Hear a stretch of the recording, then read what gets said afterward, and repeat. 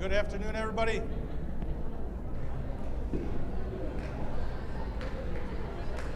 Hello. Good afternoon. Hey, Preem. Welcome to our all-student orientation for this year. Just a heads up to the new students, you will have additional orientation that'll take place It's a joy after to this. have you here. I'll talk about that right at the end. But those this who is don't know for me, all Mark students, Lutz. returning and new. Serving A couple of as things to talk about. First of all, my name is Dean And, Schreiner. joy I'm the to- Dean of Students here at as the Dean. I'm a 2006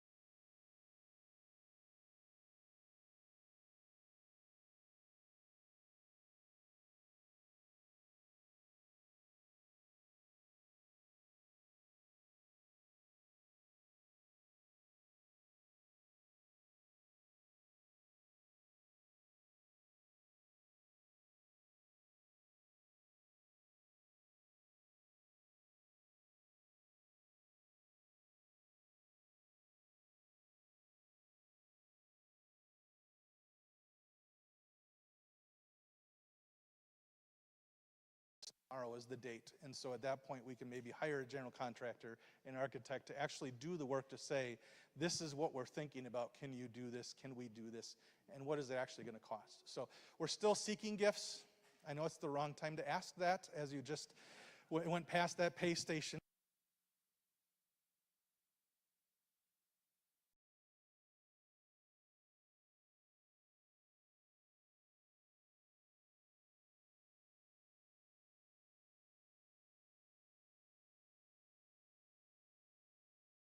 Field, and then creating more parking, which is certainly needed. So there's some big plans over the course of, if we use today's dollars, you're about $12.5 million is kind of what we through 4 phases. So we're shooting big and hoping that this space in which we educate students and equip them. As many of you are here on camp for camps the last couple weeks or the last week, you're in extracurriculars. Want to make sure you understand the eligibility guidelines for that. As you start into the school year with academics, make sure you know this and have this in your mind. We check eligibility at the end of each term. So it is a rolling grade for the semester, but we check that eligibility at the end of each marking period or each term. If you have a 1.7 to 1. Share the ministry of all of our schools, so we're privileged to have you here today, Charlie. Thanks for being here. So if you have questions or you want to meet him, certainly he'll sign autographs later. That'd be great. I'm going to do something kind of fun. We did just to kind of share with you a little bit about who our faculty is, what we do. Some summer fun stuff. It's a little bit of a quiz. So who am I? I visited the Ark Encounter at Creation Museum this summer. You got it? This is such a cute picture. Aww. Right? Two-thirds of our science department went to, actually this year it's our full science department. Yeah, our full science department. So Professor Schmitzer and Professor Ash went to the Ark. It was a conference that was actually sponsored by the Herzog Foundation, so it was free for them, lodging, everything like that. All they had to do was get there. It was really kind of a cool conference. They were pretty excited about it. All right, who am I? I've been to Heidelberg, Germany this summer. Yeah, Westendorf, Arnold, and Ash. So this was a language trip that we sponsored. We underwrote the cost for the students to a certain degree, but we had quite a few, as you can see, quite a few go. It was exciting to see our students kind of want to experience that, and then they got around and saw some of the Luther sites and everything like that. So I see Professor and Mrs. Ash right there, Professor Westendorf, and then Mrs. Arnold, Professor Arnold and Pastor Arnold there, and then a bunch of other fantastic folks as well. So kind of a cool experience for our faculty members there. Who am I? Family hiked Sleeping Bear Dunes this summer. We have the cute little Vallis family. So did you actually go down? Oh, never mind then. I rode in a helicopter with my son this summer. Want to take a guess? Aww. So that's instructor Anna Wendt, one of our piano teachers, who was fantastic. Kayaked an abandoned underground limestone mine this summer. That was Professor Pufall. So there she is in Tennessee. Finished an early 1900s lingerie cabinet that was left on the side of the road. This is what it looked like when it was picked up, and this is what it looks like now. So that was actually my wife. So she loves doing that kind of stuff. Operated the clock at Ford Field for the girls' state football finals. Girls' state flag football finals. I put state in there twice, sorry. He's basically a coach for the Lions now, so. Traveled through 14 states and logged 6,000 miles. That is our own VP Prost and Mrs. Professor Prost. They took their son out to Carlsbad. Carlsbad? Yeah, Carlsbad for his vicar year. So they got a chance to drive out there and then came back and immediately went to Atlanta for a family wedding. But I think, actually, now I think about it, I think Tudor Berger may have logged 6,000 miles as well. I know they did a big out west trip too. So exciting stuff. On trails and sidewalks from Traverse City to Tennessee, I met my goal to walk over 200 miles. Oh, that would be me.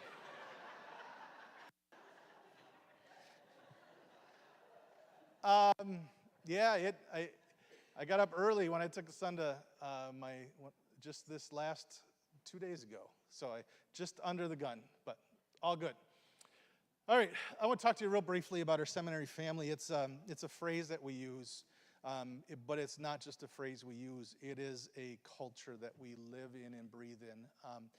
We want our students to look at this school as family. When you live in a dormitory, you get to know people a little bit more. In good ways, and sometimes in not such good ways too. But that's true of family as well. Our family knows us better than anybody else, and they love us more than anybody else. And so we hope that that's what's happening on our campus, that our faith in Jesus is creating this sense of family in Jesus Christ, right? We've all been adopted by the waters of baptism into this family. And now we get to live and breathe among each other in that gospel freedom, but also that gospel joy. And so you're going to hear the phrase seminary family a lot, and we hope that that just isn't something you hear, but you feel, that you recognize, that you see. It's not perfect.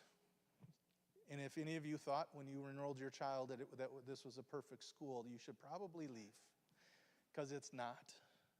We do have a perfect Savior. And we do not have perfect professors or perfect dorm staff or perfect students, but we have a perfect law and gospel. And that's what we use to create this family that exists on this campus. And so I hope that you feel that, you see it, that you recognize it, and most importantly, I hope that you feel like you've become part of it, because that's our goal, okay? So, new parts of our family here is Tutor Mark Berger is back on campus. Before he graduated seminary, he took 1 year to be our admissions we had a vacancy, and he accepted the call to be a 1-year recruitment admissions counselor. He's now back on campus to be our tutor, so he'll be teaching government economics and JV boys basketball. And then on the right is Noah Nordley, 2018 graduate of MLS, and he will be teaching junior Bible and helping with JV football. Both of them just graduated from the seminary in May. New dorm staff also is Zoe Scharf. She is our 2 female dorm staff members, and she's the newest one. She is from New Ulm, Minnesota. Her dad serves as a professor at Martin Luther College, so we're excited to have her. She's going to teach freshman English and pre-algebra, and then also assist with POMs and drama. And then our new staff member that we have in our admissions department is Joni Molstad, who is actually right there. So her husband serves as a pastor at St. John's in Frankenmuth, and they just moved here from Minnesota, Mankato area. So we're excited to have her on board and welcome the Molstad family to our little MLS family. We got a couple other new ones here too. Elise Alswade will be our new school nurse. She's going to be coming in September. Luann Lapierre told us that she'd like to retire. We said no. She said yes. We said okay, but not until we find somebody. And then within a very short amount of time, we found somebody, which is just really cool. So Elise Alswig will be coming. We'll introduce her when she actually does get here. And then Sadie Shepard is our new study hall supervisor, literally just hired last week. And then I think a new dining hall member. We just hired another part-time dining hall member. I don't even know the name yet. Jalen, okay. So don't even have that one on the board. But a couple of new faces. But this is the first time in 8 years that we don't have a new permanent faculty member being installed in our afternoon opening service. So there's some nice stability that's happening on our campus. We're very excited about that. So Pastor Natsis. There you are.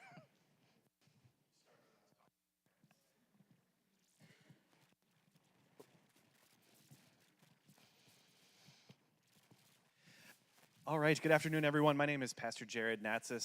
as the admissions director here, and as admissions director, I kind of have two halves of my work.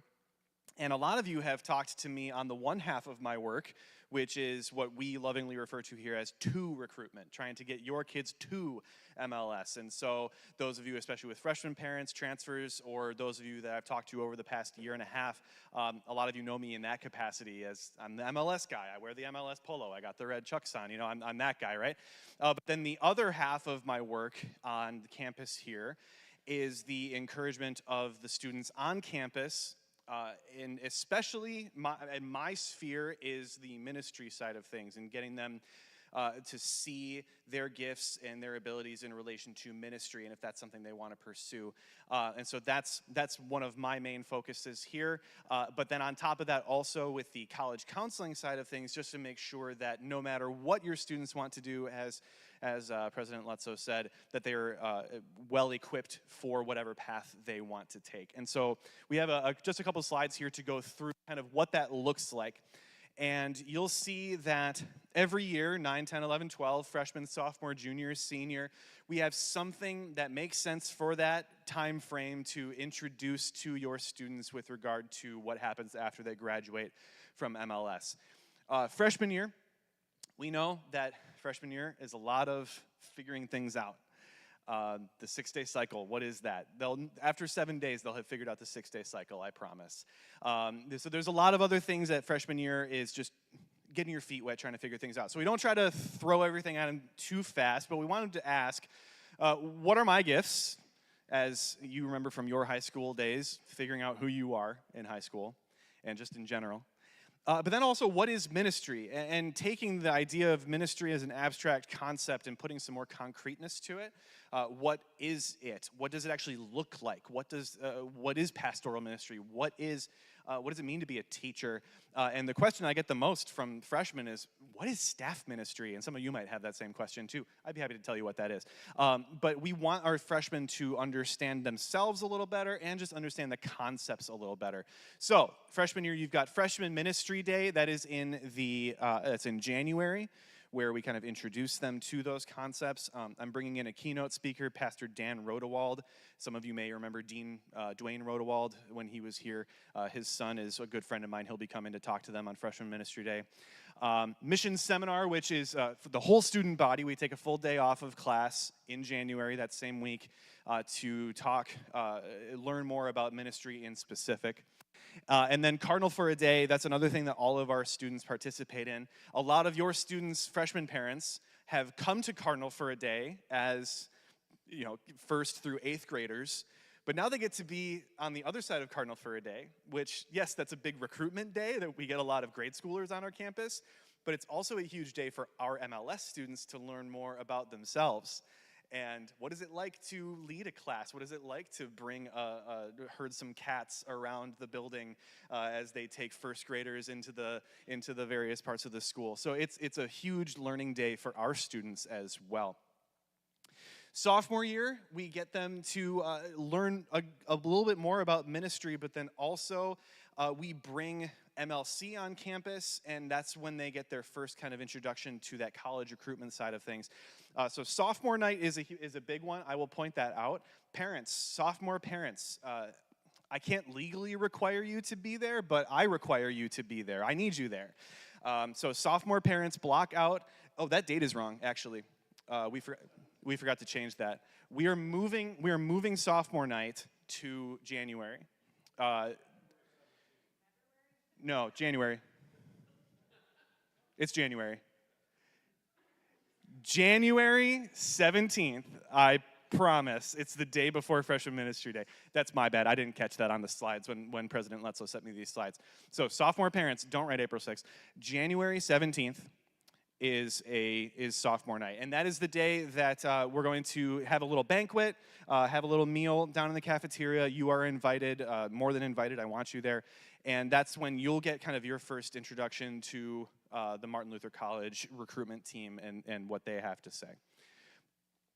Mission Seminar, Cardinal for a Day, again, those are full student body things that the sophomores get to be a part of. So make sure, sophomore parents, you write down January 17th, bring your students back from the weekend, and then stick around for a meal. Then we get into the upperclassmen years, and this is when we start to see more college-specific things here. I'll start at the bottom, which with the testing, the PSAT, ACT, and SAT, we equip and give your students the ability to take those tests and give them the time they need and host a couple of dates where they can take those and promote those.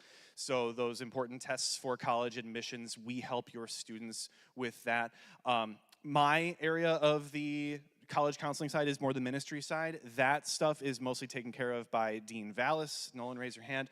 So when it comes to non-MLC recruitment, he's going to be the one that takes care of a lot of those aspects of things. As far as the ministry thing goes, we've got the juniors starting to think ahead to what's going on in a year and a half, a year after I graduate. And we want them to start seeing themselves in these places, in these positions. So that's when they start to get one-on-one sit-downs with MLC. And then we also take the entire junior class to Martin Luther College and Wisconsin Lutheran Seminary on a trip. That will be the first week in December this year. So junior parents, be ready for that information to be coming out. It is the first week in December. It's like the very last day of November into the first week of December. We'll be taking your students to MLC on junior tour. Lastly, with the seniors, this is when the rubber meets the road. Time to decide, time to figure out what's going on. And so we have them with their one-on-one meetings with MLC again. Any seniors who want to go back to MLC and see it again in person and walk around a little bit and get a little better taste of what the school is like as they're just about on the doorstep of graduation, we take them back for what we call a second look.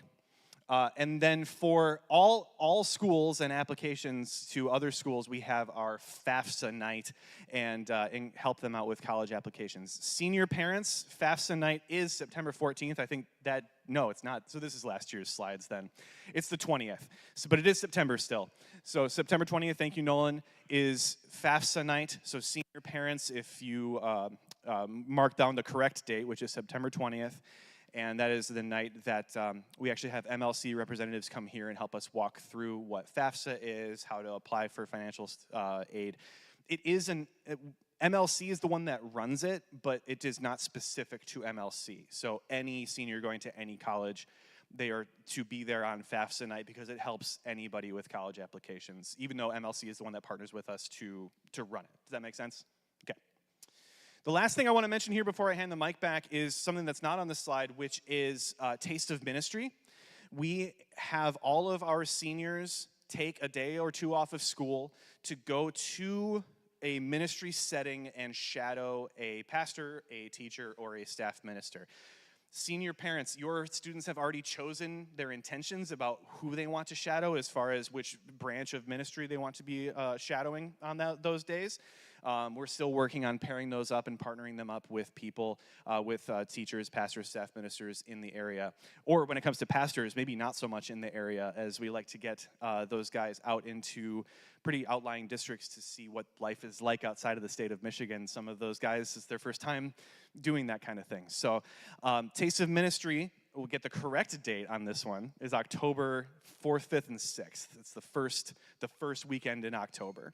That wasn't on the slide, so I didn't get it wrong this time. So yes, October 4th, 5th, and 6th, so senior parents be ready for that first weekend in October.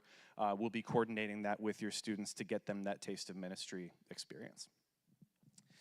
Any questions for me before I pass it along?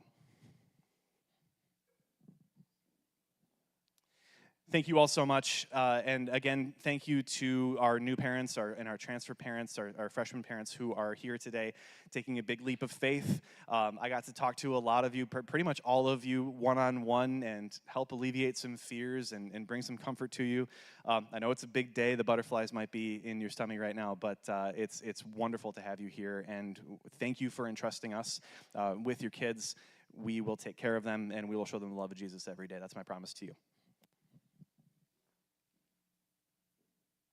Ah, yes. I get to give some money away, too.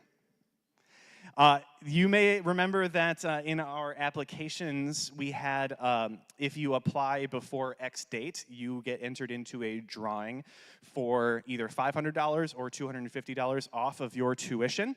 And it was if you apply before the end of the calendar year, you get entered into the $250 drawing. And we did our drawing for that, so I get to give $250 to the family of Justin Crone.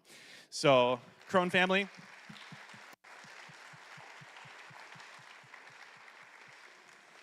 Congratulations, and thanks for applying early. Tell your friends to do that this year, too. We will do the $500 winner, I believe, at the very end of this, so stay tuned for that. Must be present to collect winnings. I'll pass it along to Coach Schmoogie.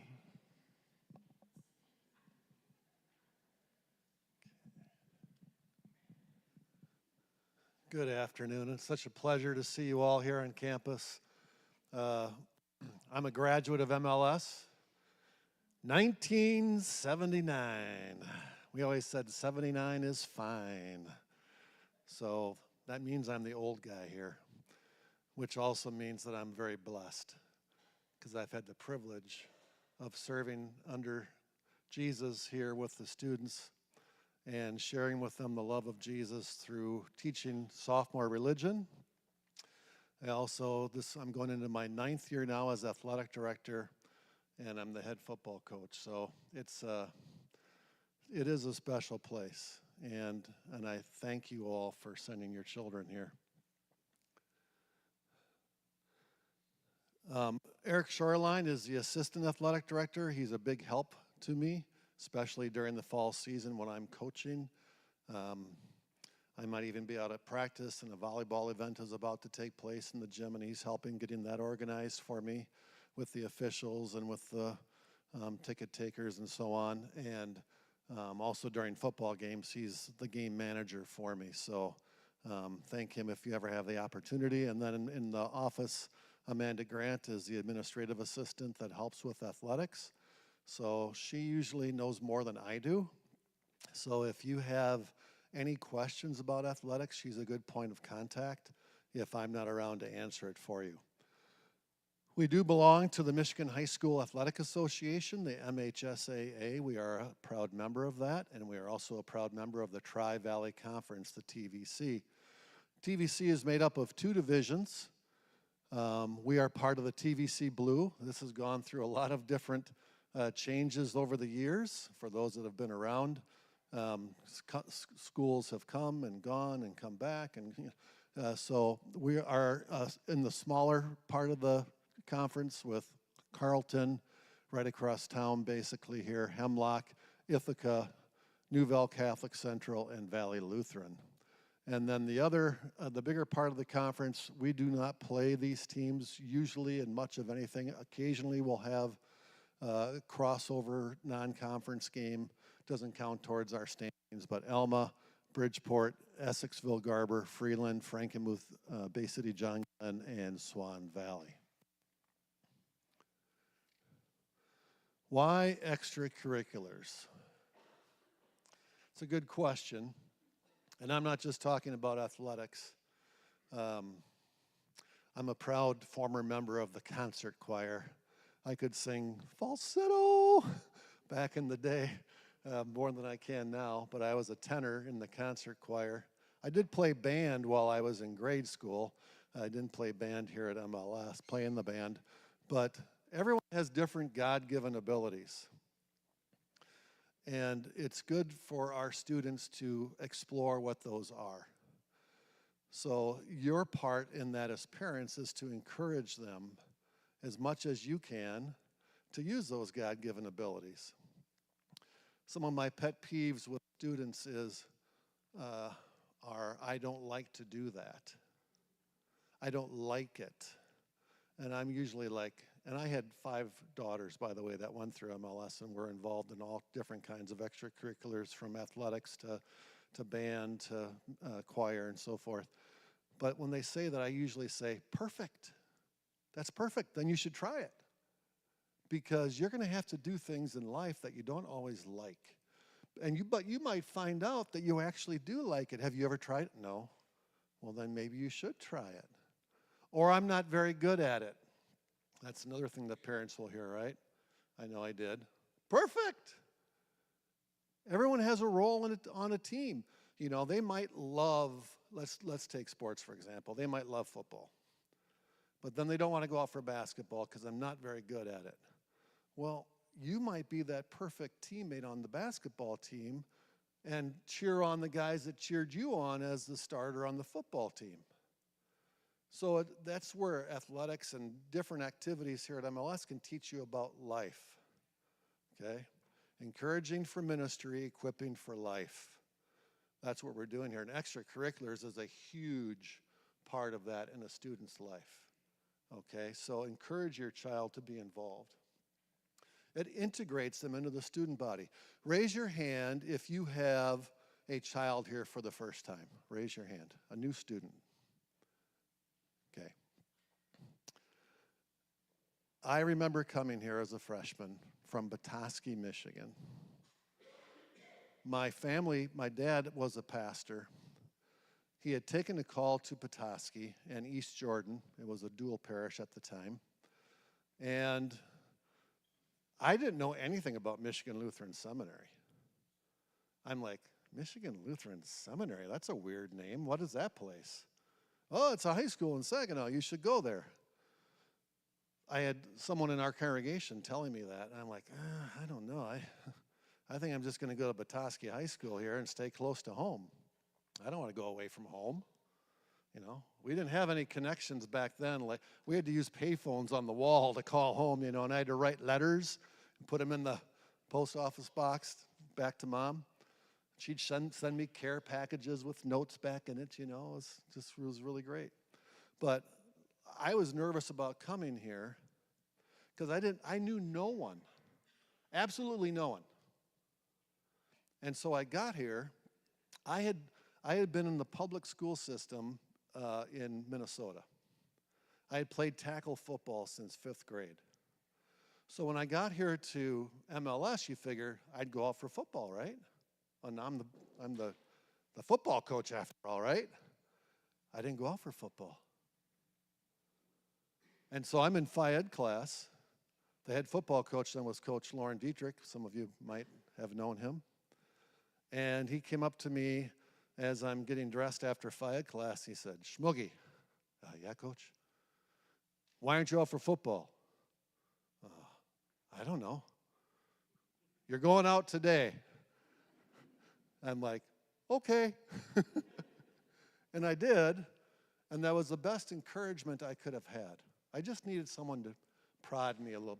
My parents weren't really big into athletics, to be honest with you. So they didn't really, you know, encourage me much that way. But just that simple encouragement got me onto the team. And even though I was a little homesick when I was first here at MLS as a freshman, by being on a team and getting involved like that, I got friends instantly. And the homesickness went away, and everything was great, and it was just great. I got integrated, as President Lutzow said, into the seminary family. So that's another good reason to be involved with extracurriculars. And it teaches them teamwork. Sometimes teamwork is hard, you know, to be a united team. But you learn, as we encourage for ministry and equip for life, that everyone has a different role on the team. You might be a starter. You might be a substitute. You might be a manager. Whatever your role might be, but they're all important. Because that's life, right? That's how we're equipped. And that's ministry, too. I can't be the president of the school. He's the president. I'm the athletic. We have different roles. We all have different gifts and different things that we do. And that's what teamwork teaches. That's life. And so sometimes the lessons are hard because everyone wants their kid to start, and we all, as athletes, we want to start. Maybe your role is different for this particular time of your life. And those are good lessons to learn. In fact, sometimes we learn more from our failures and disappointments than we do from our successes. So you can encourage your children in that way as well.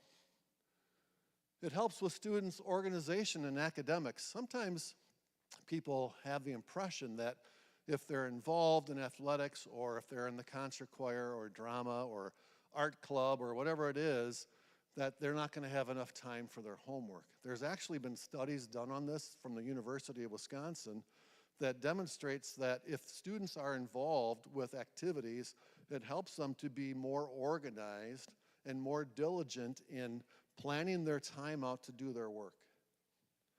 Because if they're not involved, what do you think most students do with all that free time?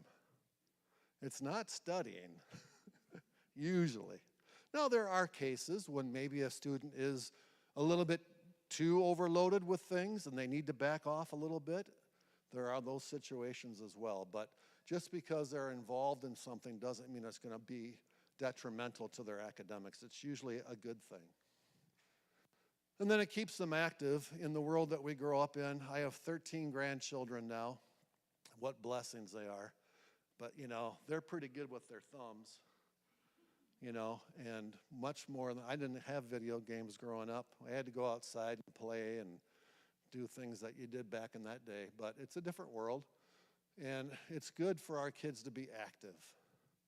You know, if we could all walk 200 miles, that'd be a good thing, just to get outside and enjoy God's good creation.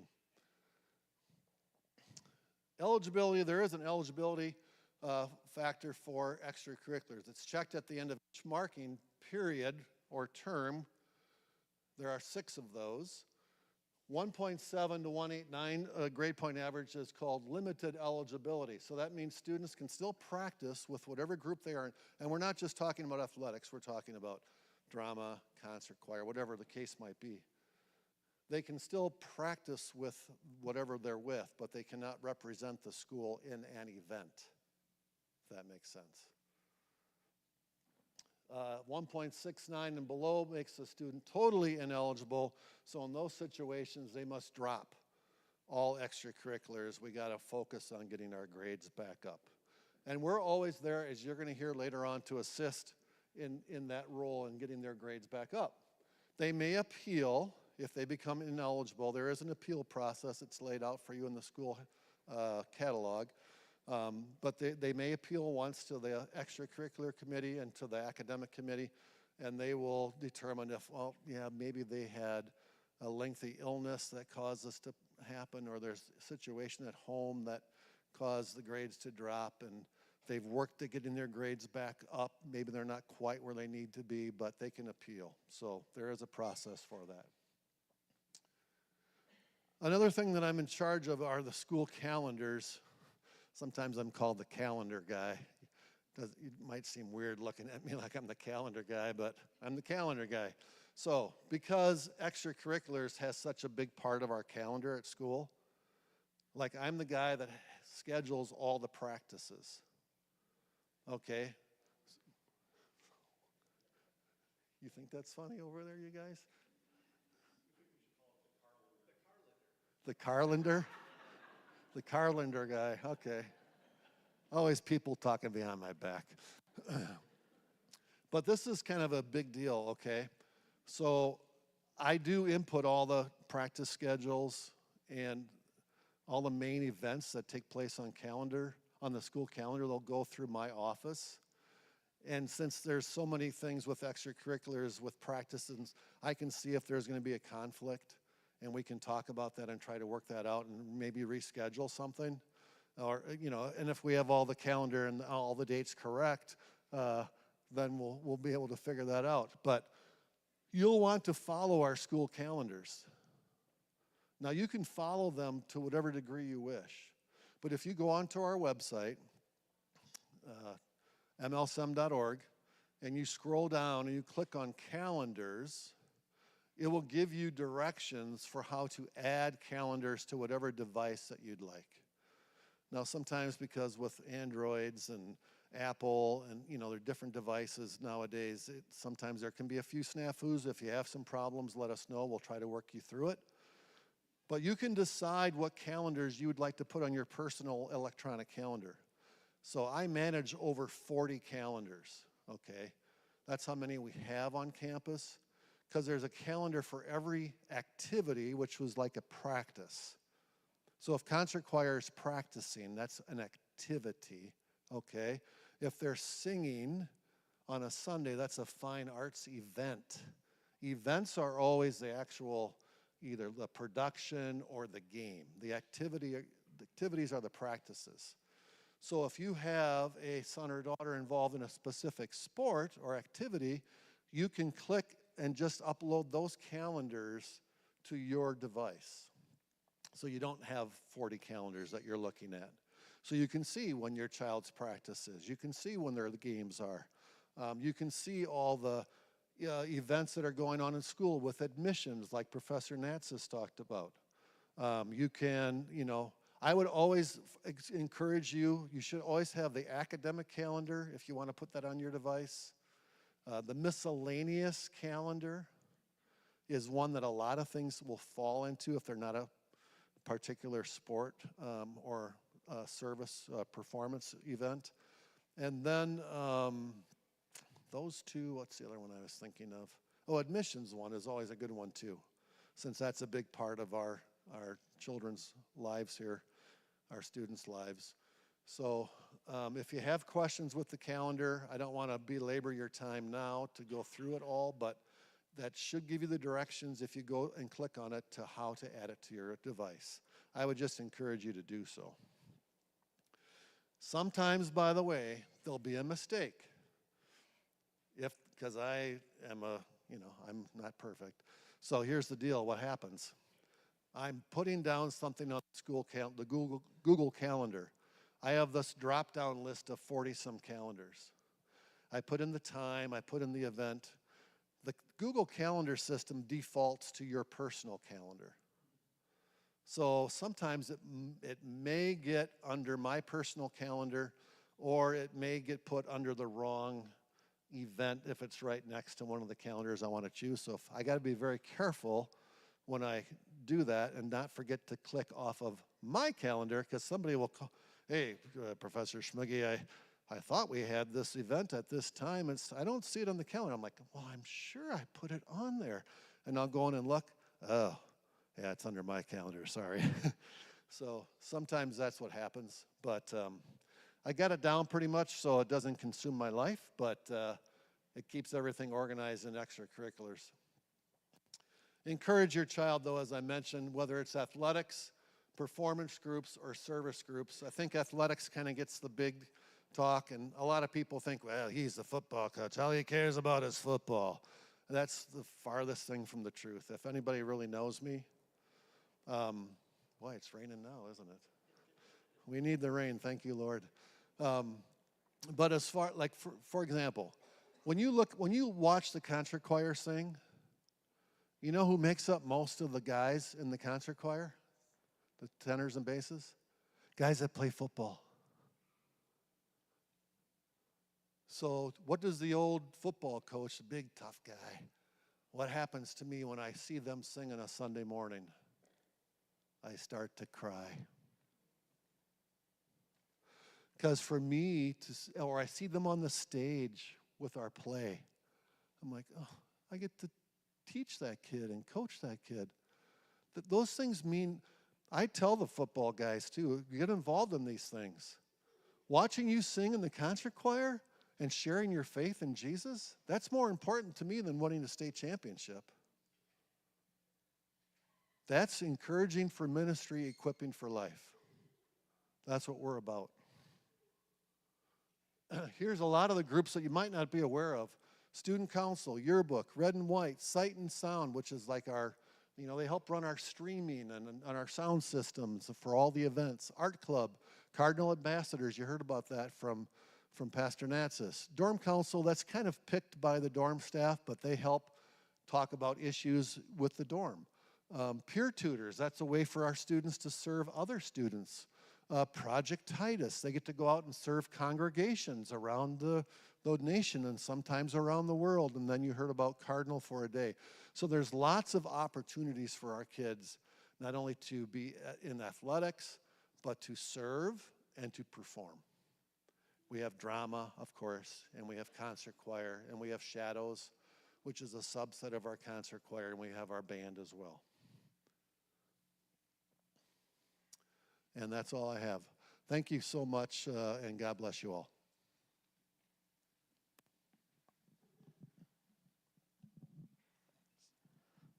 We've been almost an hour, so if you want to stand up and stretch for a second, by all means, go ahead.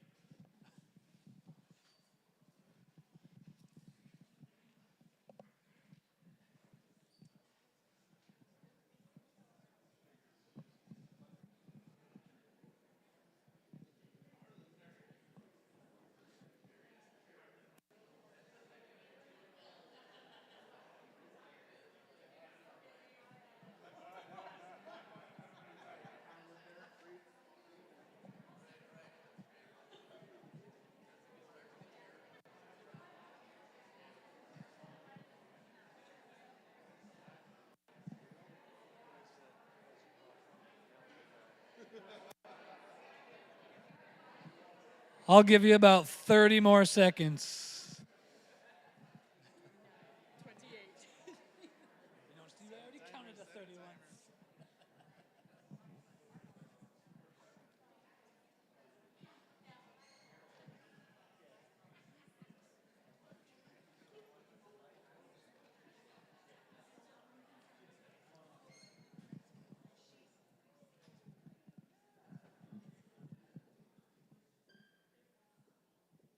I know some people stepped out, but most of what I have to talk about today, I think you've already heard. So some of it I'm going to go through quickly because you probably went over a lot of the schedules and things like that with your advisor meetings today, but I will touch on them again. For those of you who don't know me, my name is Nolan Vallis. I serve as academic dean, registrar, and math professor here at MLS. I'm also an MLS grad from 2007. Which doesn't seem old to me, but the kids constantly remind me that I am old. So, as I said, I get to be in charge of all the academics, all of the grades, the college prep work for your students, and it's something that I have never done before I came to MLS, and I find that it is very fulfilling. The college part was the thing I think I was most worried about when I took the call to MLS, and it, I think, is something that I almost love the most. Getting to sit down one-on-one with your child, identify what their strengths and weaknesses are and how, whether that be MLC or University of Michigan, probably not Michigan State, but wherever they may use their gifts to God's glory, I've really enjoyed that, and I look forward to continuing that in the future. Like I said, some of what I'm going to talk about, I know some of you have done for many years with number of your kids, and some of you it's the first time, but I'm going to guess you heard about it earlier, so I don't want to belabor it. But if you are confused or lost or don't understand something, please pull me aside. If you want to pop out and come chat with me before, after, I will happily go through anything with you at any time. All right? As Professor Schmuggy said, our school year is broken up into terms. Those are not quarters like you maybe were used to in elementary and middle school where you got a quarter report card. It's just kind of a grade review period. Really, we're broken up into 2 semesters. You have a first semester final grade and a second semester final grade. But at each of these terms, our academic committee sits down and reviews all of our students and their performance, identifies areas that maybe they need help with, and ways that we can continue to help them achieve the best that they are able to. So you can see how those terms are broken out there. If you download the academic calendar that Professor Schmuggy talked about, those start and end dates are all on there as well. Our school day, other than Monday, generally runs from 7:50 till 3 o'clock. We have 40-minute classes and 5-minute passing periods between each of those classes. And I mentioned it to a few of our new students that I met with as advisor today. We've had girls that are as far away as possible in the girls' dorms that have class as far away as possible on the second floor of the science wing, and they've alerted me you can get from there, point A to point B, in less than 3 minutes. So 5 minutes in between should be plenty of time. If you hear that bell and they weren't paying attention, they can make it. So if there's a tardy on their power school, which we'll look at in a second, you can ask them why, because they definitely had time. So 5 minutes in between, and then we always have chapel in between second and third hour, where we as a school family get to sit in this very room, center around God's Word, and grow together. The 6-day cycle, if you've been here, like we said, I know this is normal for some and super confusing on the looks of some of the new incoming freshmen, so I apologize for that. But Hopefully you got to talk through that with your advisors, and if not, and I'm not going to touch on it enough right now, come talk with me and I'll go through it again. But rather than the monotony of a Monday, Tuesday, Wednesday, Thursday, Friday always being the exact same, we have 6 days that just continue to cycle throughout the school year. We never skip a day. If we have a break, Christmas break, and the first semester ends on a day 2, we come back after Christmas break on a day 3. It just continues right through, so all of our classes meet that way. And the rotation of that and some of our afternoon classes allow our extracurriculars who maybe leave early to not always miss the same class every single time. So they vary up what they might be having to step out early from, and it actually allows us more flexibility with our scheduling to offer more classes for your students and their interests as they progress through the years. So we do have a 6-day cycle.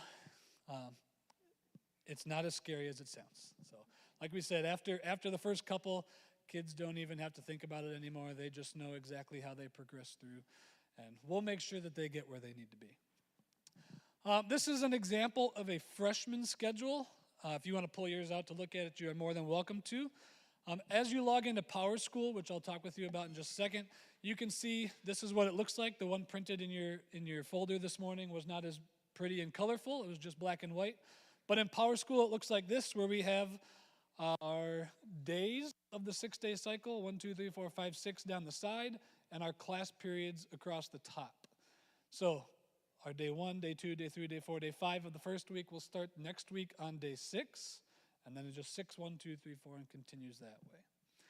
One question I heard come up from some people, and I heard a number of other advisors talking about these things that fall into the A and G slot on your student's schedule. If there is something in the A period, like here, for this student, they have one of my advisees, so on day 1, right after school, they will come and meet with me in my classroom to talk about our advising. If you are a incoming freshman or sophomore, you might have a counseling session on day 3 or on day 4 for math or language counseling or whatever it might be. Those they are required to attend. The counseling is there to help them if they struggle with math or language or English or something like that. If there's something in the G block, they can ignore that. That is a PowerSchool thing that we have just to help our grading scheduling. So if they have a G period item on there, like a piano lesson oftentimes, or junior or senior parents, it might be a Religion 11 or a doctrine. They don't have to attend anything in there. But the A blocks, they should. So if you have a question about that later, like I said, please let me know. Moving on. At MLS, we do hold our students to a pretty high standard. Not only is our grading system more difficult than a public school might be, we also require quite a few more credits than a public school does in order to graduate.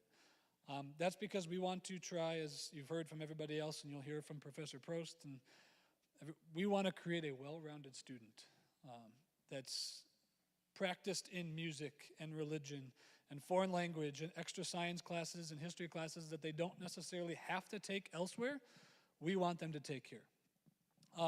That being said, because it is difficult, we understand that this means that our students have fuller schedules. Some people may not feel that way. I talked with a few parents today. They're like, this is way later than when I was here. Same. But they are working very hard. We've added a number of college-level courses for our students over the last couple of years. We are now offering 3 dual credit courses and 5 AP courses that our students can take to apply for college credit by the time they graduate. If you don't know the difference between the two, an AP class is an advanced placement class. So for example, some of our students are taking AP Calculus. They'll take AP Calc all year, and if they want to apply for college credit, if they pass, they get their high school credit. If they'd like the college credit, they'll take an exam at the end of the year, and based on their score that's a 1 to 5, a college can determine whether or not they're going to award them college credit for that class. Typically, you want to see a 3 or higher.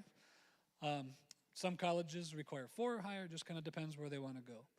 A dual credit class, so this is a newer avenue for us over the last couple of years. We have dual credit elementary statistics, dual credit, I I always get the name of this one wrong. It's a history class. Nope, the history one. Modern West, sorry. We have Modern Era. There's a dual credit Modern West through MLC that we offer through AGVA. And this year we're also adding dual credit Intro to Fine Arts through MLC, which would require a fine arts credit at most, if not every university.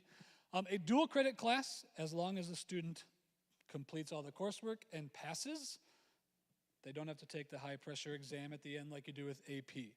They receive their high school credit and they receive the college credit as well.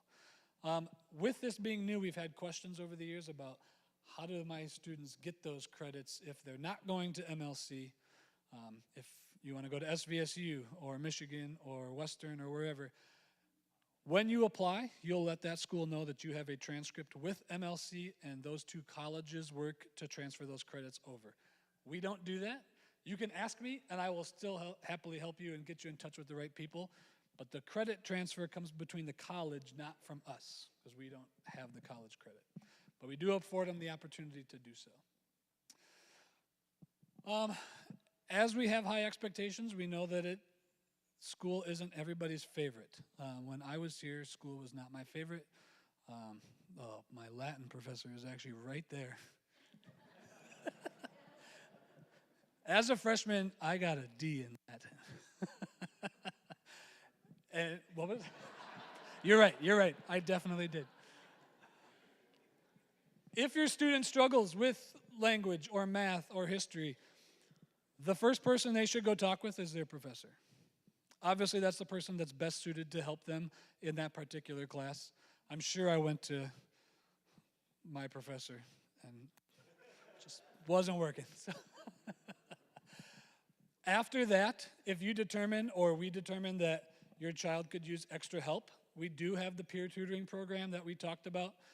If your child is interested in being a peer tutor and is a junior or senior, I'll be asking for them to come talk with me. It is a paid position where they meet once, twice, 3 times, kind of whatever the family determines is needed, with a underclassman or a fellow student to help them in that content area, in addition to working with the teacher. We have a lot of students and families that take part in this, and I would encourage you to do that. If you are interested in that, you can reach out to me. I'm in charge of that this year, so we'll happily set your student up with another student that can help them in the areas that they're struggling in. And then going back to that 6-day cycle, we don't want kids to be missed, where we just overlook or they sneak by or slip under the rug. So every day 5 of that 6-day cycle, we run a report, and any student who has a grade, not an assignment, but a class grade that is below a C-, we pull them up and their advisor will call them in to meet with them. When that happens, your advisor will also put a note in PowerSchool that says, I met with Nolan Vallis. He's struggling in Latin again. Here is what we talked about and things that I've suggested for them to work on. You're more than welcome to reach out and discuss that too, but we want to keep you updated as we continue to improve our communication with how we're trying to help your student in ways that we can assist you in getting them through. If students miss for any reason, they have 4 days to make up any missing tests or quizzes from when they were gone in school. Mrs. Ash is our attendance secretary, and she runs period 10. Period 10 runs right after period 9. It is most of the time voluntary for you to go show up and take care of any work that you missed. If I know that I missed a math quiz on Tuesday, I've got 4 days to make it up. I can go on Wednesday, take it, and leave as soon as I'm finished. If you don't show up on time, then we require you to go to the full period 10, complete your work, make sure that everything else is on pace and being done on time. But you have 4 days to do that. And then if you continue to go outside of that, we'll start talking about things like academic detention. This is where you are required to that period 10, in addition to missing any extracurriculars that you are involved in that day. So if it happens to be a game day and you've been reminded over and over by Mrs. Ash that don't forget you have your quiz due in 3 days and 2 days and 1 day, and you still don't show up to do it, now you are required to be there and you won't be playing in the game or in the practice for the play or whatever it might be. So we try to use that as infrequently as possible. Mrs. Ash is great at sending email reminders. Students aren't always great at remembering to check their email. So if you do happen to talk with them, remind them to check their email regularly. All right. Then, last bit was Power School. Like I said, I know some of you, this is old, and some of you, this is brand new. In Power School, you should have gotten your login information in your student's packet. If you are a new student, and you happen to have that, or you have a new student, and this is your first time, I'd encourage you to look at that. There's an app you can download. You can also log in online with the information that's on there and pull up all their attendance, their grades, their assignments on there. If you have a new account or you have a new phone and everything got deleted and you have to start over from square one, this school code, the third bullet point, NGBR, is required for you to be able to log in and find your account. Okay?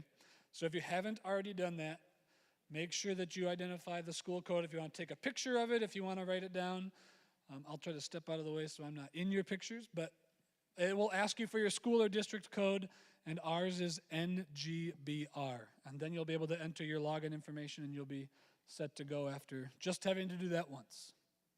If you have any issues with Power School, you can reach out to me or to Mrs. Ash, our attendance secretary. She's our Power School guru on campus. She helps set up all the schedules. I know a number of you came with schedule changes to me. I wrote them all down and I gave them to her, and she's taking care of all of them. So I'm very thankful for Mrs. Ash and the work she does for us. If you haven't been into Power School, this is generally what it will look like, especially on the computer, not a little different on the app. But on here, you'll see the attendance boxes for the last 2 weeks.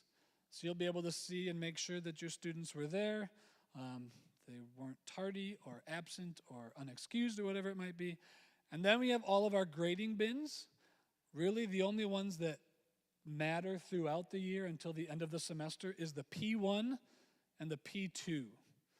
That's kind of the running grade for your student. And if you click on any of those as they populate, so for this student, if they took speech and they had a B, you can click on that B and it will open a list of all of their assignments, and you can see every score that they've had, every note from the teacher on why their test was a D- when you thought it was an A, because that's what they told you.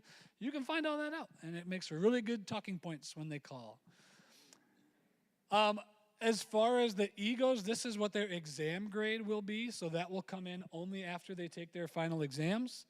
And then those two average together by percentage weighting categories to make up their semester grades. So don't be alarmed if you log in October and all you see is P1. That's exactly how it should be, okay? The rest will fill in. Then second semester will be P2, and it works through the exact same way. Up here on the side, these teacher comments, this is where you'll be able to see any notes that are made from advisors or teachers about in-class work or meetings that were had.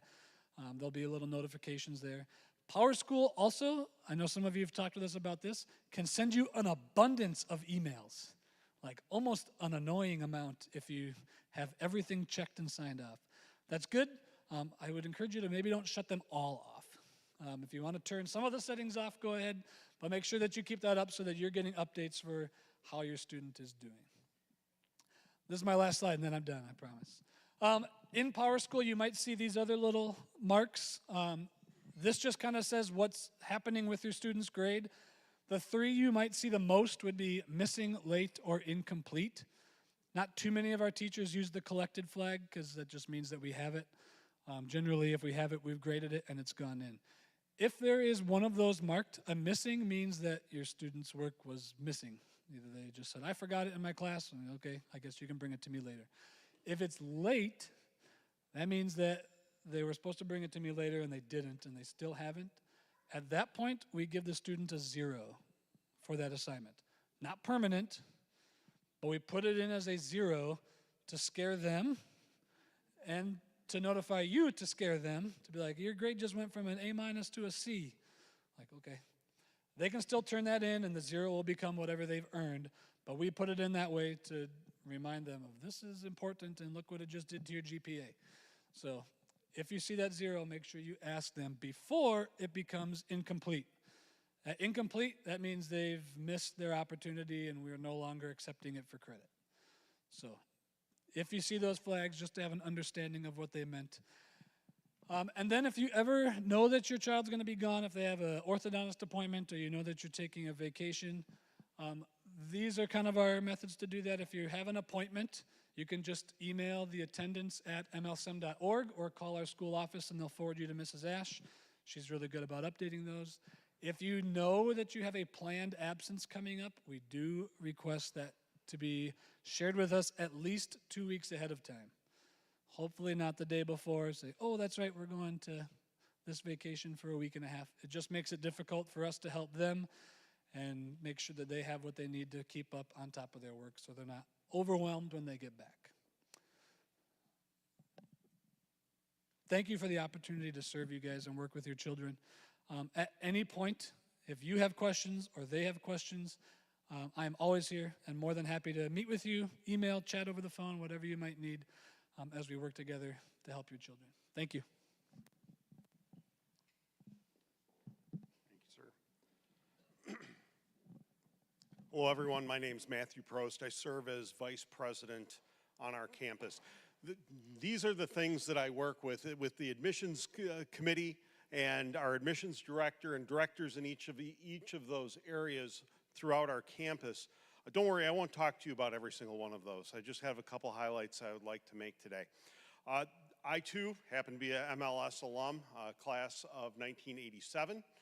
And this is my 36th year in ministry. I've served at one grade school and 4 different high schools. This is my 4th different high school. This is my 5th year on campus serving as an administrator on our campus. I used to be academic dean when I first came here, and I had an opportunity to talk much of what Professor Vallis talked about, but I don't want to steal all his thunder because there's some great stuff there. One of the things that I really realized as I serve, this is my 24th year in our prep schools within the Wells. One of the things that I realized as a teacher, but I also realized it as a dad as I went through, and my 4 kids went through prep school, is that, in today's modern world, we often hear about, we would like STEM. STEM is the thing that keeps happening over and over again as I talk to schools and parents about our school as well. And we have a class that works with STEM and is an introductory piece to that. But our curriculum is different, and it's designed to be different. Our curriculum teaches you how to learn in a variety of ways. Our curriculum is set up to teach you how to take something like Latin, let's just use that for example, not only just knowing what the word is, but understanding how things are broken down within that language, understanding where word placement is important within a sentence, understanding how you basically take each of those components, pull them apart, and be able to talk about them and put them back together. And there are so many areas in the world that they will have to do exactly those types of things, whether it's in ministry or maybe the Lord leads them to go to college or university and become an engineer, or just dealing with the problems of life. So our humanities-heavy curriculum helps to do that along the way and teaches students how to do those pieces.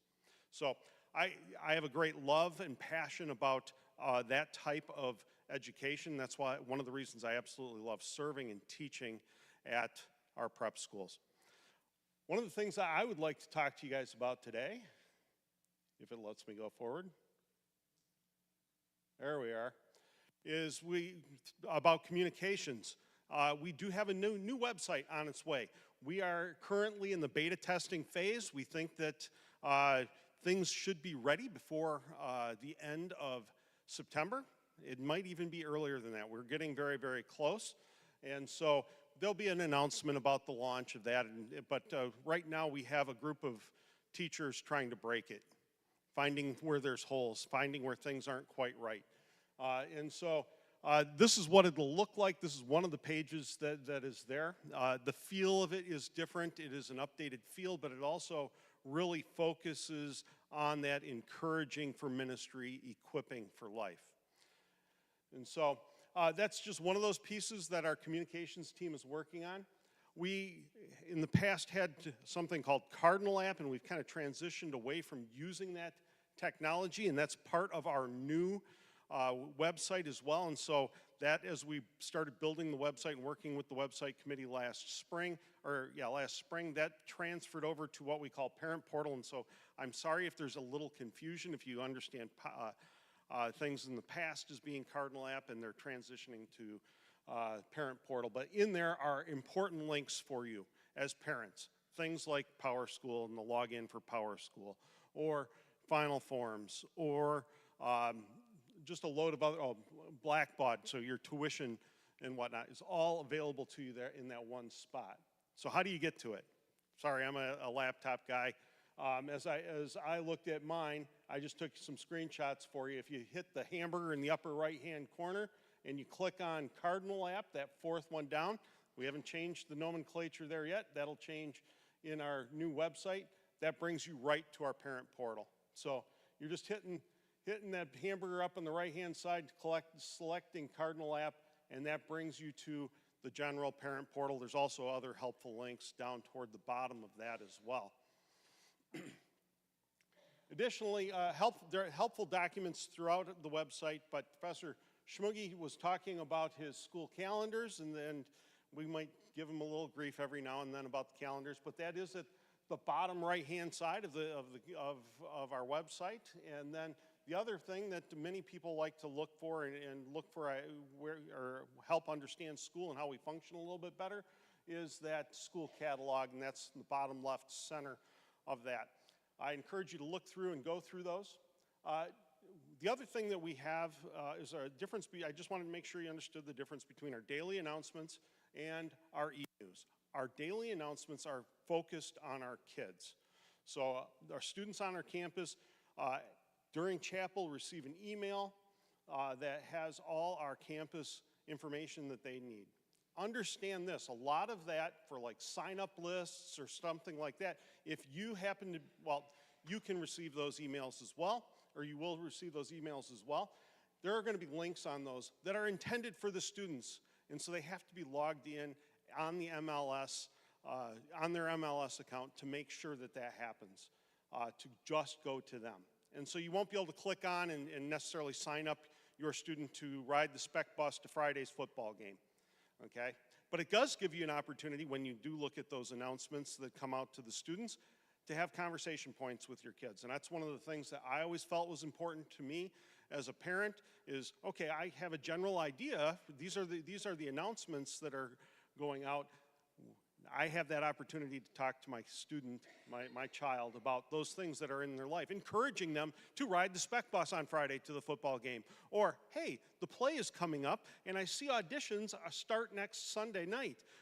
I'd really like you to be, just give it a shot, give it a whirl. So please look at those in that way. The audience is intended as the students. The audience intent of our e-news, which comes out on Sundays, are you as parents. And so those are more broader, larger pieces, not the minutia of the daily life on our campus, but that it is in timely information. So look for that information coming on Sunday afternoons. One of the other pieces that is part of our improvement objectives, Prez shared with you a little bit about our strategic plan that we've developed, and one of those things is getting more feedback and listening better to feedback on our campus. And so one of the things that we are introducing are Parent Pulse surveys. Parent Pulse surveys are going to be coming to you at different times. Not everybody's going to get them all at once. It kind of spreads out the survey during the course of the quarter. You should receive 4 per year. They'll come via email to you. There's also a reminder that can be sent to your phone as well, because we do have that available to us as well. 2-3 minutes going through, clicking through, answering questions, and when that comes back to us, that allows us the chance to see where we're doing well and where we need to improve.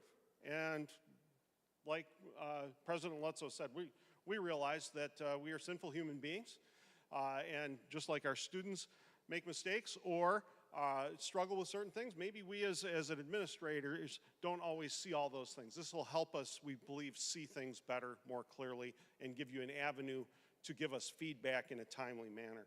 So that's 4 times per year. It'll be spread out, so not everybody's going to get them at the same time, and that kind of gives us some real-time data as to what parental ideas are and what they think is going well and what we can improve on throughout the course of the year. I do believe the first set of those is set to go out on August 30th. August 30th is the first set of those to go out. Did want to talk a little bit about campus environment and safety. In particular, the state of Michigan has required all its schools to have a standard operating protocol in place for, and language in place for the school year. And so when we talk about drills that we do for safety, which are mandated by the state, and there's a certain number that fire drills we have to do, certain number of lockdown drills that we have to do, certain number of tornado drills that we have to do each year. Not all that exciting stuff, but we will be talking to your students and training them in these words and in these actions of what hold means, what secure means, what lockdown means, each of those pieces, and we practice those throughout the course of the year. It'd be a great thing to talk about the first Saturday or Friday night because Friday we're going to go through and teach them each of what each of those mean. There's a video we're going to show them. They're going to love it, I'm sure. It is actually a well-done video, but have that conversation with your kids. You know, do they understand it? Do they understand what those words mean? And we want to make sure that we are a great and safe place for our students. I think that is it for me for that portion of it.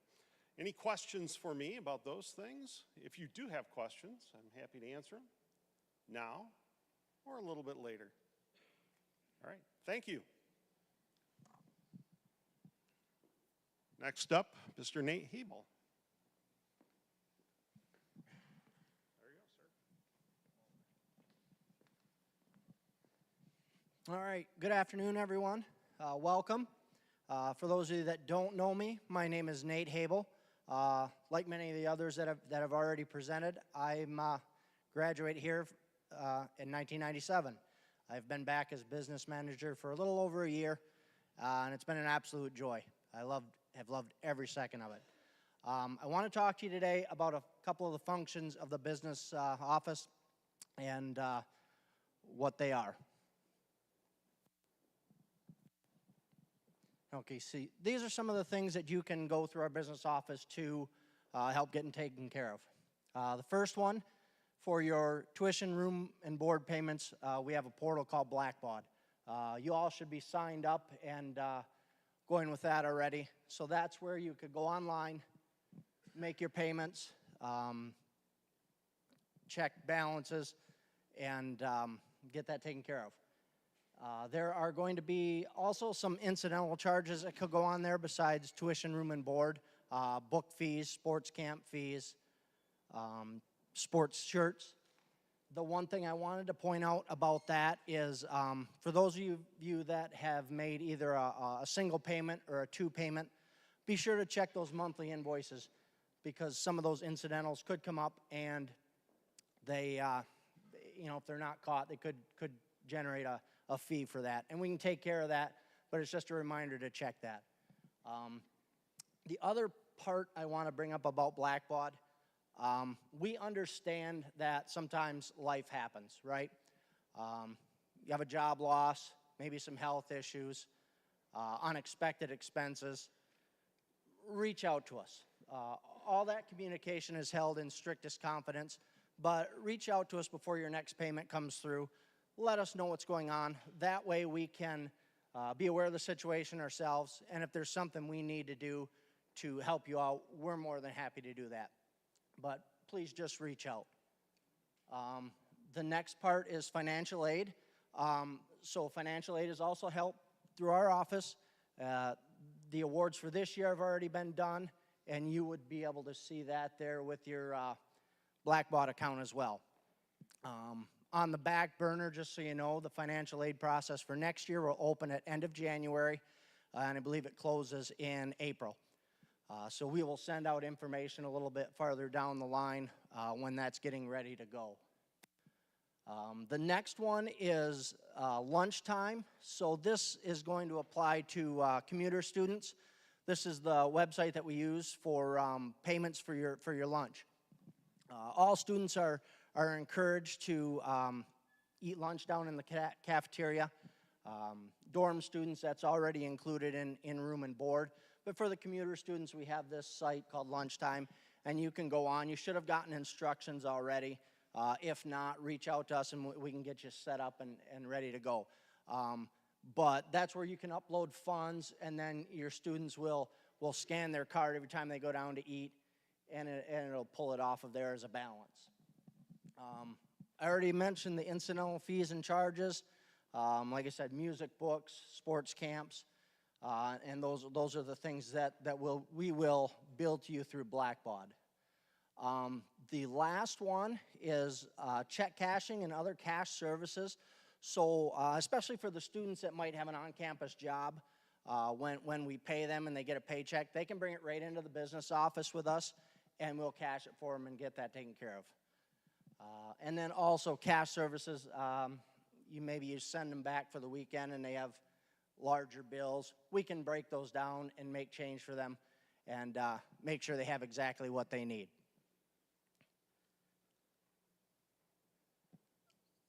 This last slide is my contact information, as well as Mrs. Woolley, who works in the financial office. Reach out to us anytime.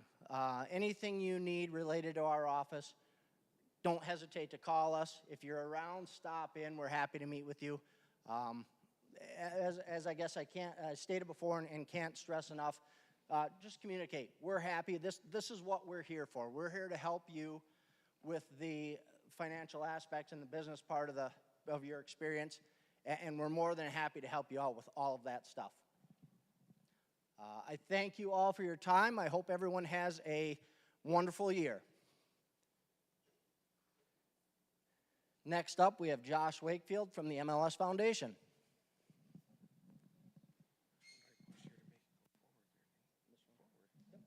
Thank you, Nate. Yeah, Nate's the business manager, and my job is to help bring some of those dollars in to help support your students. So that's our goal as the foundation, and we want to be the biggest supporter of MLS. We want to be the biggest supporter of your children, and it's a privilege for me to be able to play a small role in that, and I want to be pretty quick with the slides. I only have a couple slides, but I want them to be impactful, and I want you to understand some of the work that the foundation does. Just real quickly, I had to miss last year's opening service. My son Evan, who graduated here in 25, he got married, so today's his 1-year anniversary. But I only point that out because he did meet his wife Gracie here. So for some of those parents that have their students here, not only getting a well-rounded education, but they may find their future spouse here at MLS as well. I graduated in 96. I met my wife, Kate, here at MLS, so I guess that kind of runs in the family. My son, Ethan, graduated in 25. Elliot's a sophomore, and then I've got a kindergartner. So she's on her way. She's on her way. Nate's like, just direct deposit into the account here right now. So that's what we're going to try to do. But really love MLS. I also help coach football. Also help coach wrestling. So I get to know the students on campus. Our office is right outside of these doors. But again, we're here to help. And our main job is to raise funds, to encourage support, to do whatever we can do to make MLS a great place. All of your information that you want, I can give you all kinds of stuff. Easiest way is to link us on Facebook, Twitter, our website. That's where you're going to get all the information that you need about the foundation and the stuff that we're doing. Some upcoming events. So as the foundation, we are a separate entity from the school. We have our own tax ID number, our own board members, our own, our volunteers kind of cross over, obviously, but we're an organization that's separate from the school. So some of the events that we have, they all benefit the school, but they might be separate from the activities that the schools are hosting. The foundation is actually hosting it. So a couple of things that are coming up: Panda Express virtual fundraiser, Eberhard Society informational dinner. President Lutzow and I will be September 13th, Sunday, here at Timbers in Saginaw here having a dinner. So people that maybe yourself, if you want to know more about the Eberhard Society, those are folks that have left gifts to Michigan Lutheran Seminary or the MLS Foundation in their estate plans. And so we're going to share some information about that, some ideas, and President Lutzow has some things to share with that group as well. So I'd encourage you to check that out if you're able to sign up through the foundation. Our cornhole tournament coming up in September. That's a fun event at the brewery in Bay City. If you've never been to one of our events, this is a good one to start. Anybody can throw bags, so even I can do that. So I'll probably get a team together. That's a fun one. And then Light Up a Student Life. Those dollars, we put Christmas trees in the commons area and light the Christmas trees to support students, student assistance, dollars that go to help support the students, and that goes through the end of the year. Foundation was formed in 2001, so it's been around for a little while. And we're here, like I said and mentioned, to help prepare and financially support the students that study here to do, full-time public ministry. We have committees and a board of directors that run the foundation, and we have a lot of volunteers that help at all the different events that we have. So if you want to get involved on the foundation side, you can talk to me too. We always need extra help, different events, and board members, people to be and serve on the board. Some of our goals, we have three main ones, but we try to help the school fill immediate short-term needs. If there's something that comes up that doesn't fit in the budget, hopefully the foundation has some dollars to help fill that gap in that hole. Plan for the future of MLS. We have over 25 scholarship funds. We have donor-advised funds. We have endowment funds that we continue to build and raise dollars and encourage people to support those to help the future generations. And we want to support the MLS Seminary family in any way we can. So that's why we have these events. That's why we bring people together.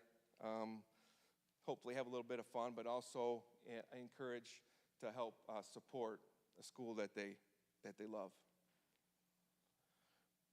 This one is hard to see, but it's a chart that basically, a pie chart that shows some of the dollars that are coming back from the foundation to the school.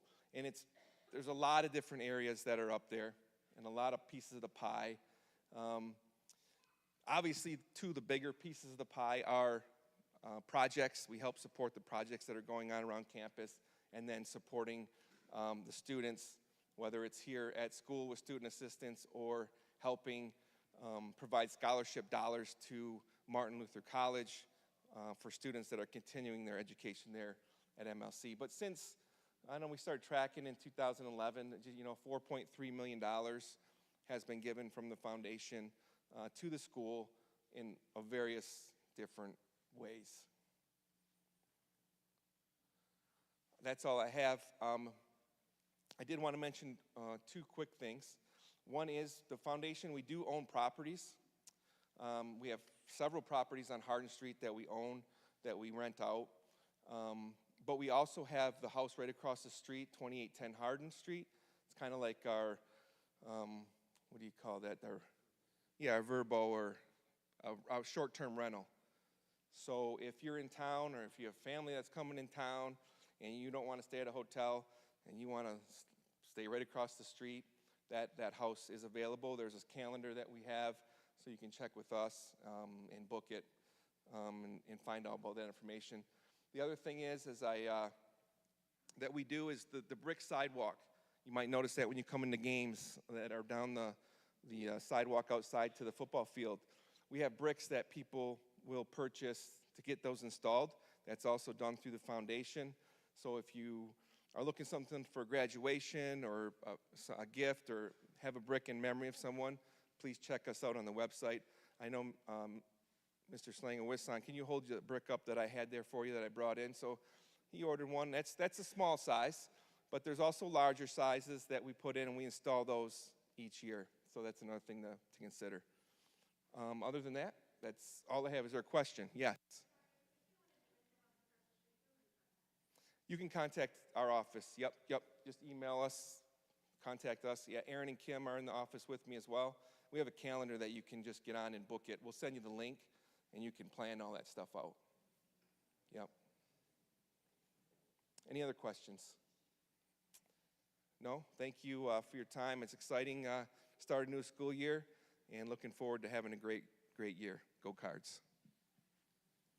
Pastor Dean Schreiner and Dean LeBear have the mic.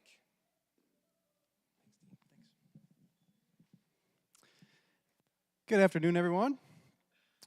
I'm Pastor Troy Schreiner. It's my privilege to serve as the Dean of Students here at MLS. If you don't know what the Dean of Students is, I generally say I'm the campus pastor. So I'll talk more about my role. Dean of Girls is Missy LeBear over there. She'll join me in a minute. We had great intentions of putting together like a dance routine since we're the only one that tag team, but we just ran out of time this year. So next year, if you come back, I think we'll have something. Homecoming, maybe, we'll see. This is our contact information. I would encourage you, if you don't have this in your phone, to put it in your phone. I want you to be able to reach out to me at any time. So if there's any issues with your student here at our school, whether they're dorm students, town students, doesn't matter. If you have a need that I need to know about or something that you're concerned about that you want to talk with me about, that number there is my cell phone. I even gave it to all the students over at the student orientation. So I told them the same thing. If you need to talk to me, I want you to call me. I'm running the risk of getting prank calls from 165 some students if they have my cell, but that's a risk I'm willing to take. My email is there as well. Feel free to text or call or email, however is easiest for you to get a hold of me, and I will get back to you as soon as I can. Missy's information is there as well. If she wants to give you her cell phone, I guess you have to talk to her personally about that because that's her office number. But feel free to reach out to us with any concerns or anything that's going on in the dorms or during our school day that you want to talk with us about. As I mentioned, my job basically is to be the campus pastor. That involves the chapel planning, which is a central part of our lives here at MLS. We have every day morning chapel, Monday through Friday. We have Monday through Thursday evening chapel for our dorm students. Townies are welcome to stick around for it if they're still here for practices and things like that. But our worship life is central to us. That's the reason that our chapel is at the center of our campus, because it's the center of everything that we do here, is our focus on God and His Word. So I get to plan all of our chapel worship, which is a great blessing. I also do a lot of counseling with our students. That's one of my tasks. As a pastor, I'm trained to do pastoral counseling, biblical counseling, as are all the other pastors that we have on our faculty here at MLS. We also have connections with Christian Family Solutions, which is the WELS Christian Counseling Organization.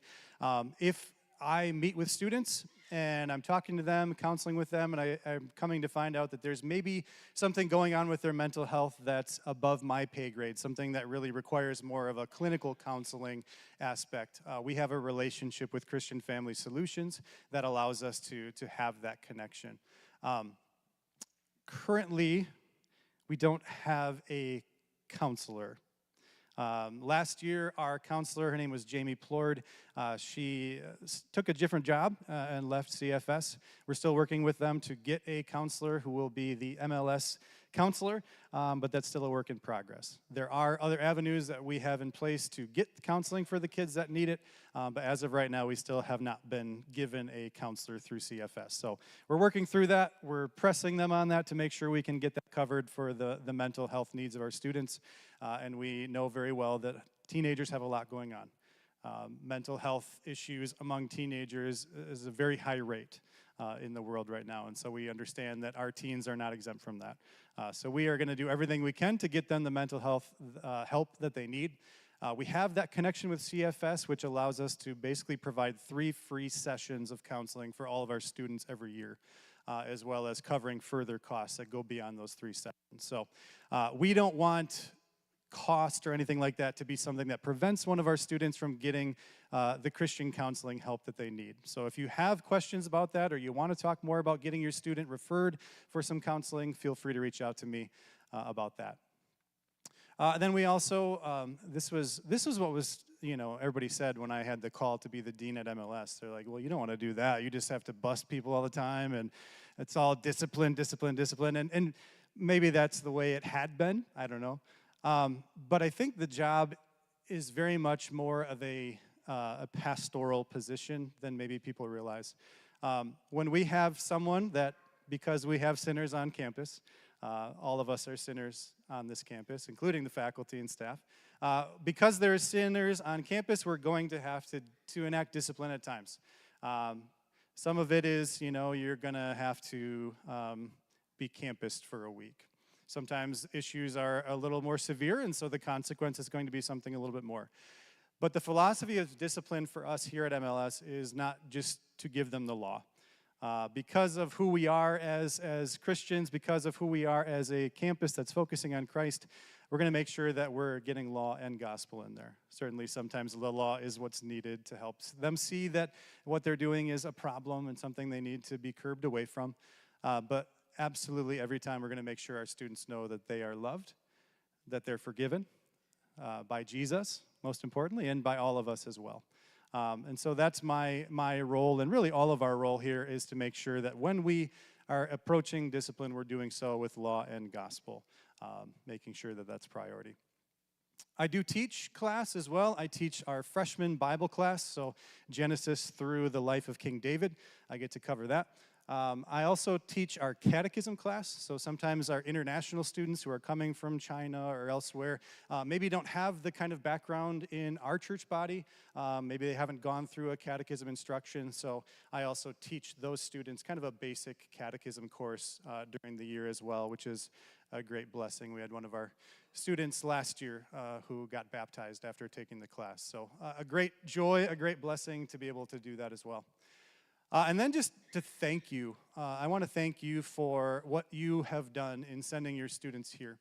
That takes a lot of trust on your part to put your dear children into our hands and trust that we are going to take care of them. That doesn't fall on deaf ears, right? We understand the commitment that is from you to do that. And so we want to thank you for entrusting your children to us, that we get to work together with you on taking care of these students, pointing them to Jesus, and making sure that they are encouraged for ministry and equipped for life. So thank you for that, for entrusting us to that.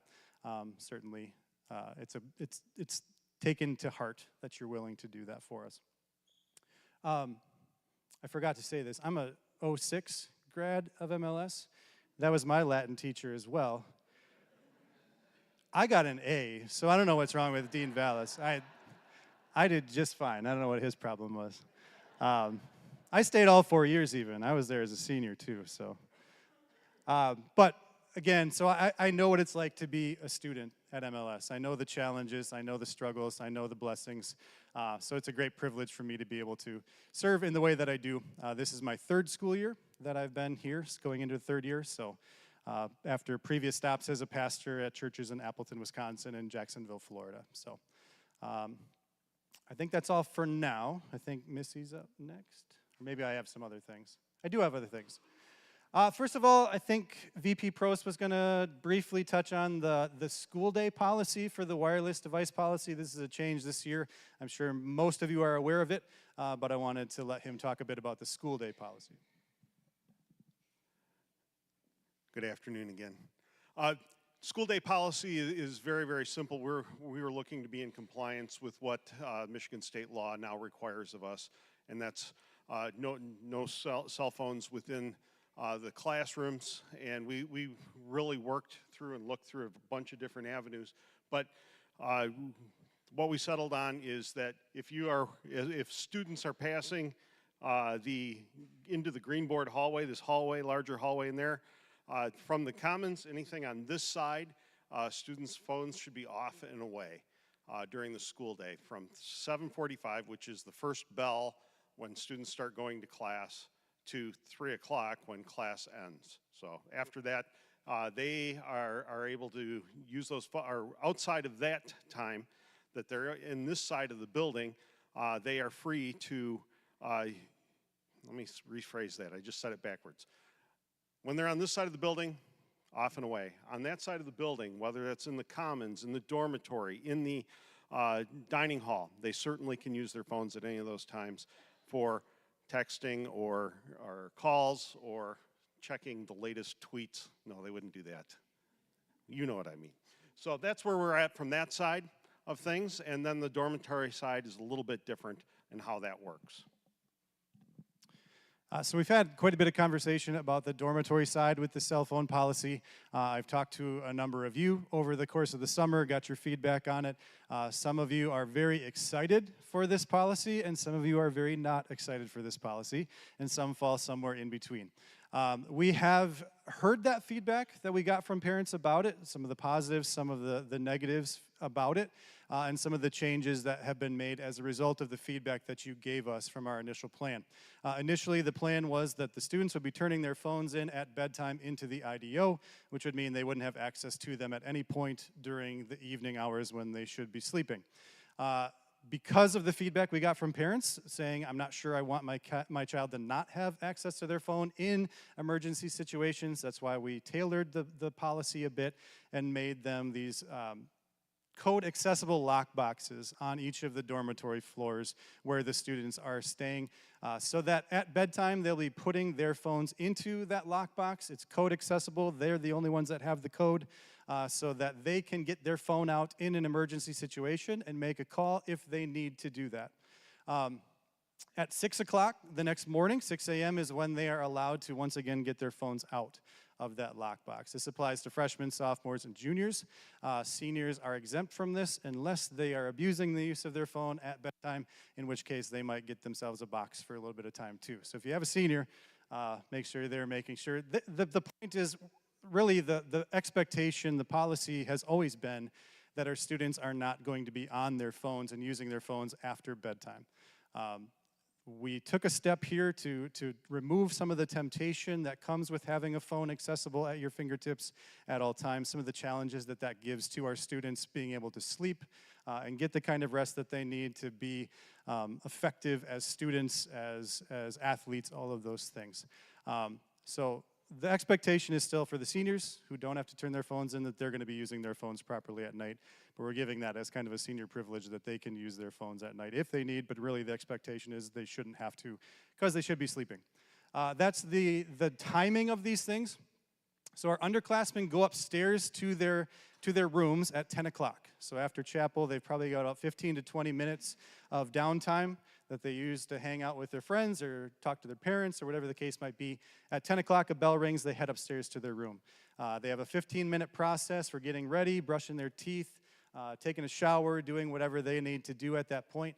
And during that time is when they'll be depositing their phone into the lockbox. And then bedtime at 10:15. Upperclassmen for the juniors, it'll be the same thing, just they have an 11 o'clock time where they go up, and then 11:15 is when their phones should be away. I want to talk about what constitutes an emergency situation, because I think sometimes people don't understand what that means. When I say if a student has an emergency situation that they need to use their phone, I'm not just talking about like they're having a heart attack or somebody is bleeding out. I'm talking also if they're struggling with their mental health and they need to call you. If they are really struggling with something and they just need to shoot you a text. That's an emergency situation in my mind. So if there's something going on in their lives physically, mentally, emotionally, spiritually, where they feel like they need to reach out to their parents and have a conversation, God bless it. We're not trying to stop you from doing that, for having that communication with their parents and others when those situations arise. So when we say emergency situations, please understand we're not just saying if the building is burning down, you can go get your phone. If there are those mental, physical, emotional emergencies that they're going through, then we're allowing them to get their phone out, make that call, hopefully be able to put it back in the box, and then go back to bed. Our tutors have been trained, and we've talked to them about how to approach this with grace, with love, with understanding, and make sure that we're communicating with you as the parents. I want to underscore that. That's feedback that we got from you guys in the last 6 months.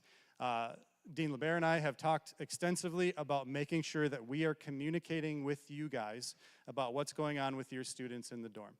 I jokingly told Dean LeBaer that my goal for this year is to get a parent to go, please stop contacting me about what my kid is. Not really, I'm not gonna be that overboard, but I wanna make sure that you are aware of what's going on with your students in the dorms.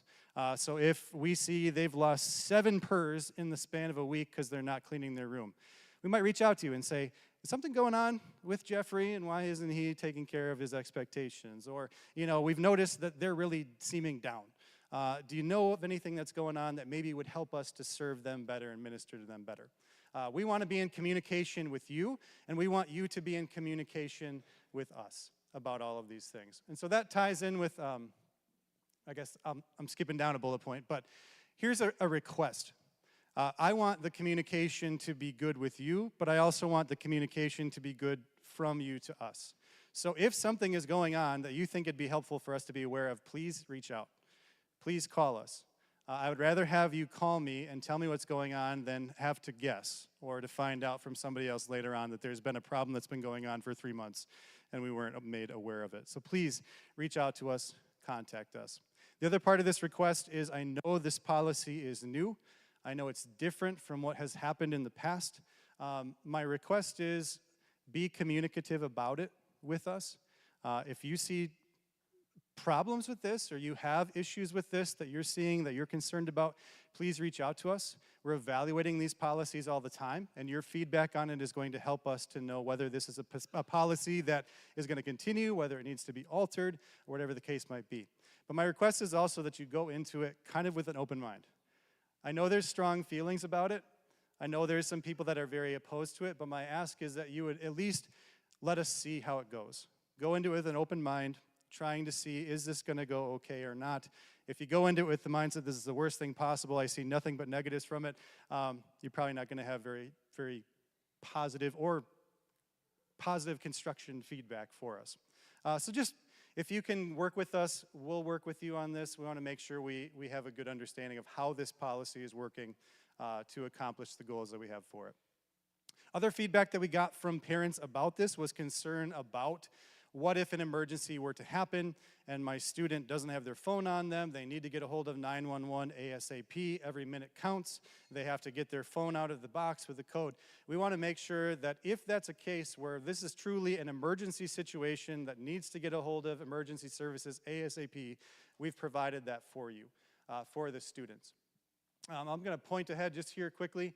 The picture on the right there is what we call panic buttons. I don't know if that's the proper term for it or not, but if there is an emergency situation, this is an emergency phone that will ring out immediately to 911. So God forbid an emergency situation happens, say we had an example a few years back where a student had a seizure, they fell in the hallway and hit their head and were bleeding everywhere. The students were able to get a hold after talking to tutor. They called 911, got a hold of emergency services. They were there in a matter of minutes to help that student. This is what that is for. So if they don't have their phone on them because it's in their lockbox at night, all they would have to do is go in, press that button, it would ring out to 911. They'd be able to talk through what was going on, and emergency services would be here very quickly.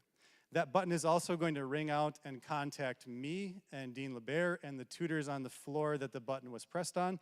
So we're also aware that something is going on. The emergency is getting called out for, so we're aware we can be able to help quickly on that as well.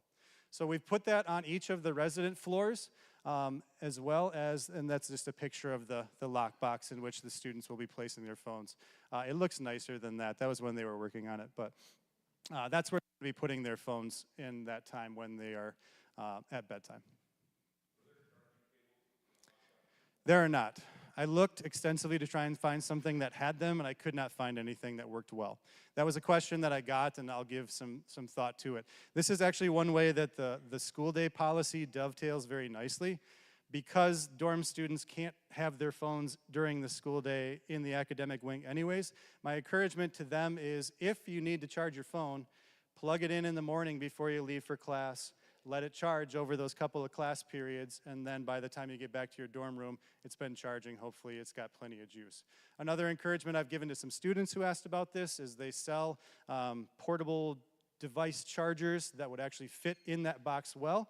If you're worried about not having a charged phone for the morning, certainly welcome to plug one of those into your phone, portable device that you can recharge, put that in the box with it, it'll charge it as it's sitting in there.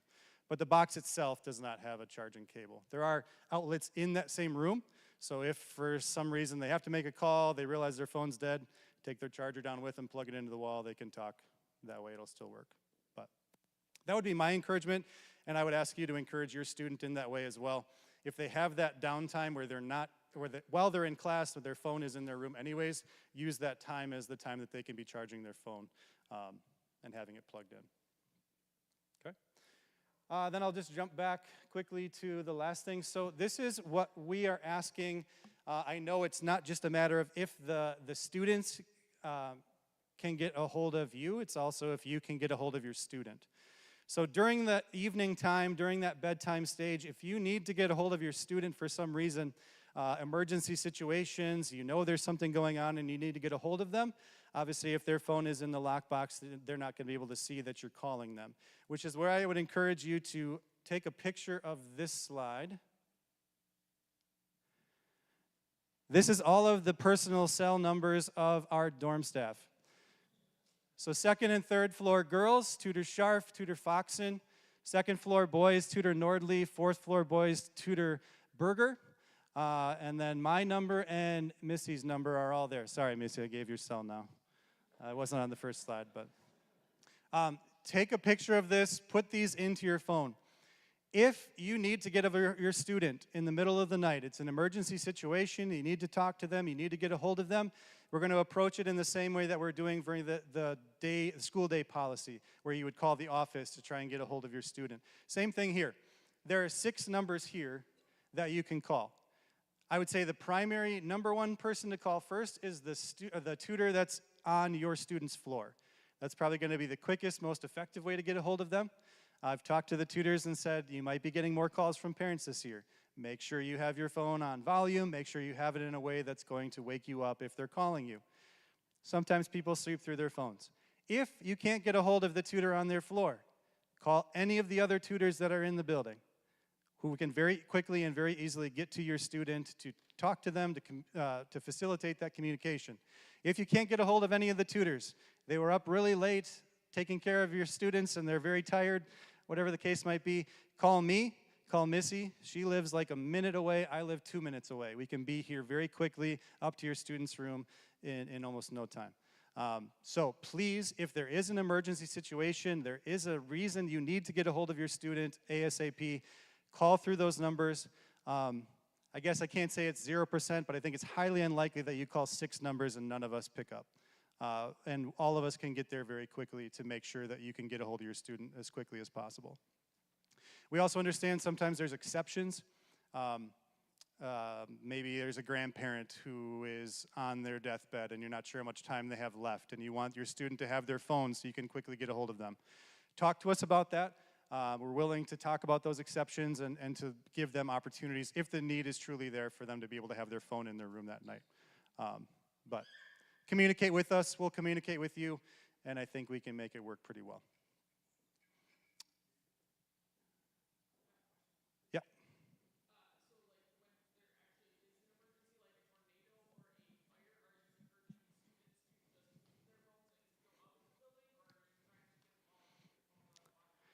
So here's the way we get around that is on the back side of the lockbox. So the lockbox is actually like shut, like locked to the wall.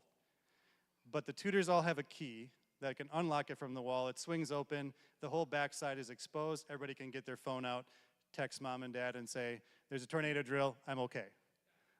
So that allows us to be able to give them access to their, if there was truly like, the building's on fire, we have to get out like right now, we probably wouldn't take the time to do that, we'd just get them out. But in cases like there's a tornado, siren went off, we'll probably give them the ability to get their phones out so they can be in communication with you about that. And that allows us to do that quickly and easily instead of everybody going, left, right, left. You know, we'll make it a little simpler for them.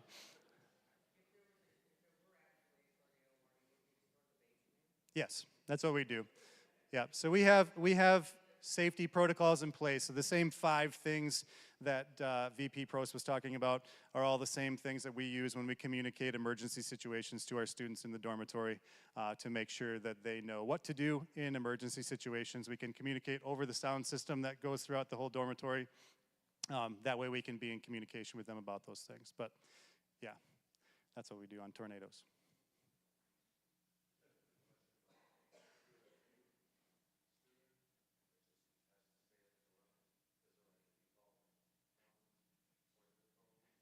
If like a townie, is that what?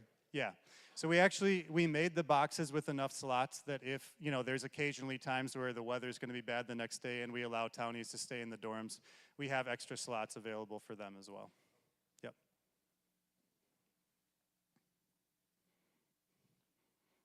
Okay. I've talked enough. Thank you. Hello, I'm Missy LeBaire. I'm the Dean of Girls. I kind of joked to President Lutzow that it sounded like the kids were having so much fun in the other room, and they're like cheering and doing all this stuff, and then we're like just sitting in our chairs and listening to all these people blab for so long.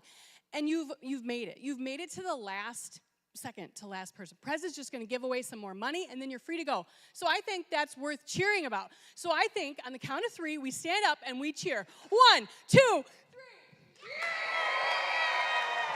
Woo! You did it. Man, it feels good to just yell a little bit, right? All right. I get to teach, I get to coach, I get to be in the dorms. That's the best part of my job, is all of the things I get to do.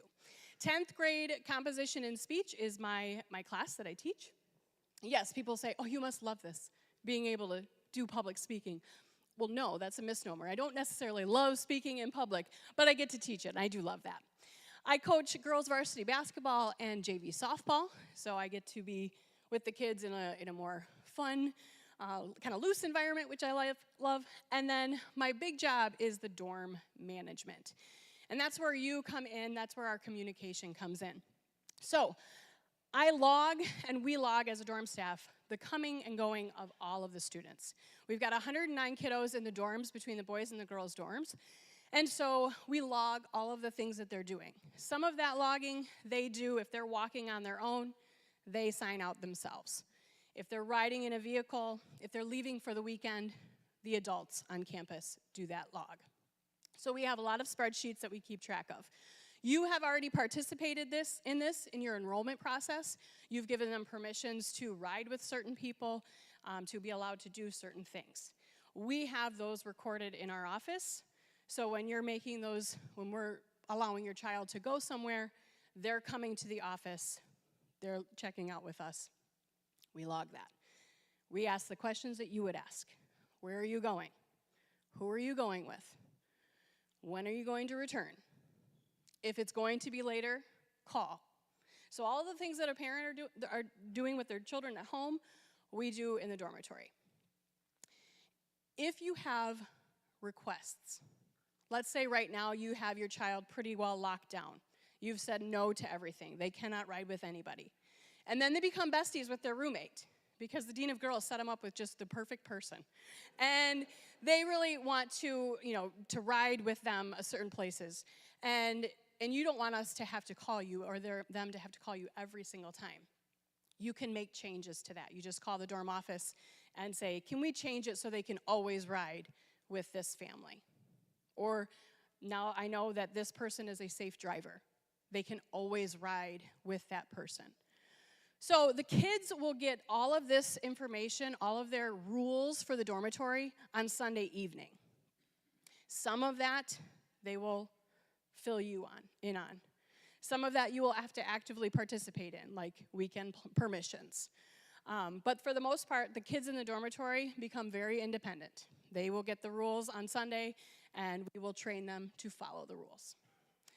I'm also the study hall manager for dorm, and I put town students up there too. So this year we've had a little bit of changes with our study halls. I'll pop ahead to the study hall changes. In the dormitory, freshmen, sophomores, and juniors are required to take an hour, 15-minute study hall every evening. We have 3 study hall blocks that they are scheduling. I just was down there in the library training them to do so. They're not ready. They're not ready for Monday, but we'll get them there. We'll get them there by Sunday, I'm sure of it. So they have all of those that they can choose from. Town student parents, if you would like your child to be required to attend a study hall to help them with this first part of the school year, just send me an email, and I will put them on the list for study hall. And it can be any of the 3 study halls. That last study hall ends 25 minutes before evening chapel. So a change this school year is that the PERS that you get are linked now to your class, how old you are, and how smart you are, your GPA. So if you have a freshman and their GPA is, right now all freshmen's GPAs start at 2.0, that GPA will go up. And so after that first term, they'll go from their standard 6, if it goes above a 3.5, they'll get 7 PERS in that first 6 weeks. If they're above a 3.75, that freshman will have 8 PERS. Juniors are already yelling at me. Returning juniors are like, this isn't fair. Why did the freshmen get so many PERS?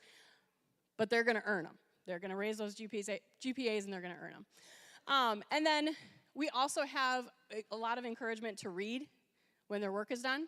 You can also earn PERS by reading books. So I'll give them that information on Sunday. Communication with parents, we've been talking about it a lot tonight, or today. Trying to communicate more with you as far as how are we adjusting to dorm life? How am I managing my PERS? How am I doing at scheduling my day? This is new to a lot of kids to be able to schedule, okay, I've got practice at this time, I'm gonna have to go to dinner, and then I've got study hall. I have to set my alarm to get up for school. These are all very new and scary things. So we'll help navigate your children. We'll communicate to you if they're struggling, and please communicate to us if you're struggling. That's a thing. Parents can struggle too. Permissions for riding and permissions for weekends is more of the log that we do. Riding meaning I'm riding in a vehicle. So I'm riding with a friend in a vehicle. The kids will get this at their dorm meetings on Sunday.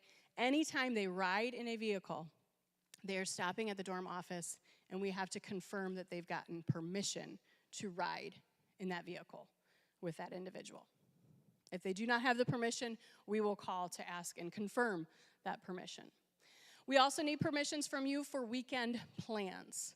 So the kids go into the scheduler and they say where they're going. If they have a plan to visit a friend's house, they'll plug in that friend's name, and you will get an email saying your student is planning on going to so-and-so's house. If you say yes, if you approve of that, you'll simply send an email back or give a call and say, yep, they have permission to visit that friend. You can also say no. If they don't have permission to visit that friend, we will not allow them to go to that friend's house. We are going to ask them the place that they're visiting as well for permission. So our dorm student will have to get permission from their parent as well as the place that they're visiting. Every week, that is logged. First email is sent out on Thursdays at 1. If it's a change or if they haven't said it yet, you'll get another email Friday at 1 p.m. So a lot of stuff as far as like the management of the dorms, that's a big part of my job. Another thing that I get to discuss tonight, and this is the last one, is the dress code. So that very first one is talking about sufficient length, so I'm going to go ahead and show you a little graphic of sufficient length. So the first one, no, not quite long enough. So we're looking at least a 4 to 5 inch inseam would be more appropriate for school attire. The dress code committee kind of works together with the kids to kind of make sure that they're dressing properly for school. We want them to level up during the school day. So shorts of sufficient length, we only have shorts allowed August, September, and May. Christian values. So the dress code reads, clothing containing advertising or slogans referring to alcohol, tobacco, or drugs, or with secular music groups, singers, or with questionable innuendos is not permitted at any time. We're not talking about just during the school day, at any time. And then no sweats, no athletic shorts during the school day. Those are reserved for PE classes and practices and after-school loungewear. And then pants with rips, tears, or distressed areas are not allowed during the school day. They're allowed to wear those things in the evening, just not during the school day.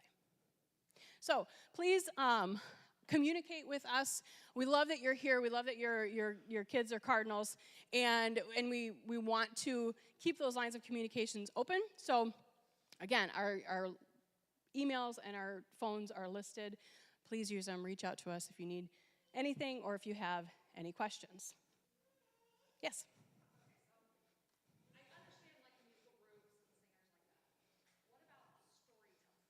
Storyteller. This is a new one.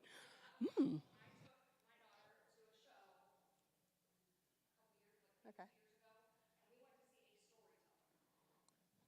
I'm going to bank that the professors won't know the reference and they'll be just fine. That's going to be my answer on the spot right now. Yeah. So it looks like a concert shirt, which might flag something, but.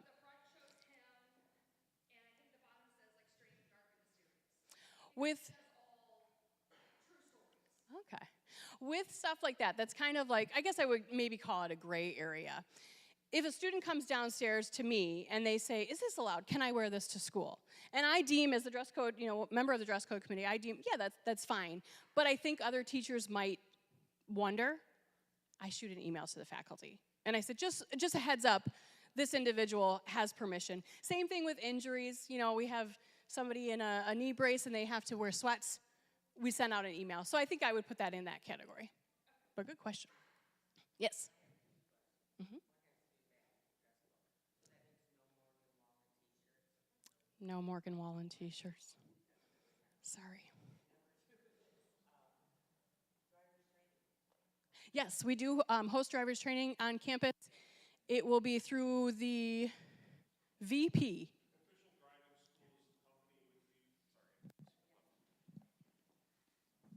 Official Driving School is the name of the school that we use. We contract with them for 2 sessions a year, one in fall and one in spring. Those two classes happen in between sports seasons. And so you'll receive information about the one for November in October and the one for March in February. So those are the 2 sessions, and look for that. That'll be in the e-news, which is published on Sundays at 3 p.m. November will be advertised beginning in October, and March will be beginning in February. Thank you. Yes. Oh, sorry. Yes.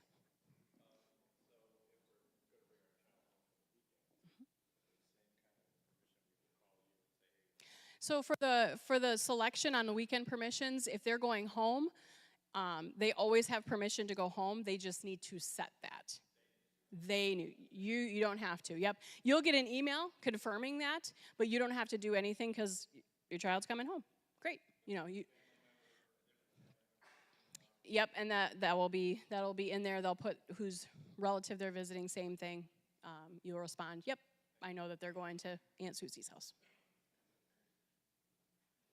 Yes, a lot of this is we have a lot of rules in the dorms. We have 100 plus kids to take care of, and so we have to have rules for all that many kids. So if there are continual questions after this, or if after Sunday your child is a little nervous because they've been, like you, information overload, please just tell them to reach out to their tutor, to one of the deans. We'd be happy to help them in a more private way so that they don't have to be brave to ask a question in front of a group. I guess everybody else mentioned that they graduated from MLS. I also am an MLS grad, class of 1999. Whew, We're going way, way back. Yeah, yeah. I've got some classmates here. Yeah. All right. So that's all I have. I think you're going to give some more money. You get to give the money? Money, yeah. That's fun. I don't know if I click if the person's name going to It won't. It won't. Okay, I didn't want to click. No, we get the heading first. All right, thank you for drinking from the fire hose today, parents. I know it's a lot, but it's rare that we get so many of you as a captive audience, so we have to use this time that we have. I want to do one more thing with that captive audience. Is that freshman parents, I'm going to host a freshman mixer tomorrow night at 7:30 on the stage.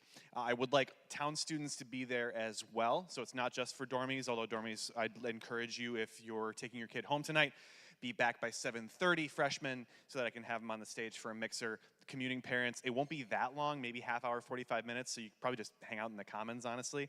But I would like all freshmen to be at the mixer tomorrow night at 7:30.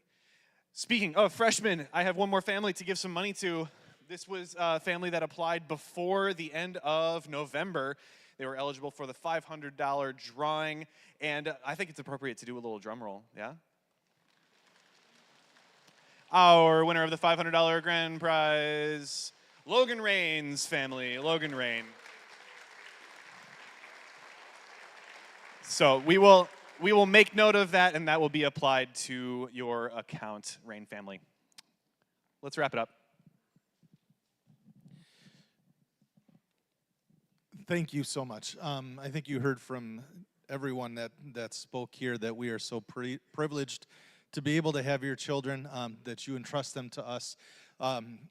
Opening service is in about 25 minutes, right back in here. So please head out, get a drink, go to the bathroom, whatever you need. But then come on back in here and let's start this school year off with asking the Lord to bless us as we do that, and then also installing our 3 new tutors into their positions. So let's close quickly with a prayer. Heavenly Father, we're so grateful for the opportunity that we have to grow in our faith, to express that faith among our fellow Christians. We ask your blessing upon the faculty, upon the students, upon the parents that have entrusted their children to us. It is you who does all things well. And so we ask that you would do them well through us. In Jesus, amen. Thank you all. Come back, 25 minutes.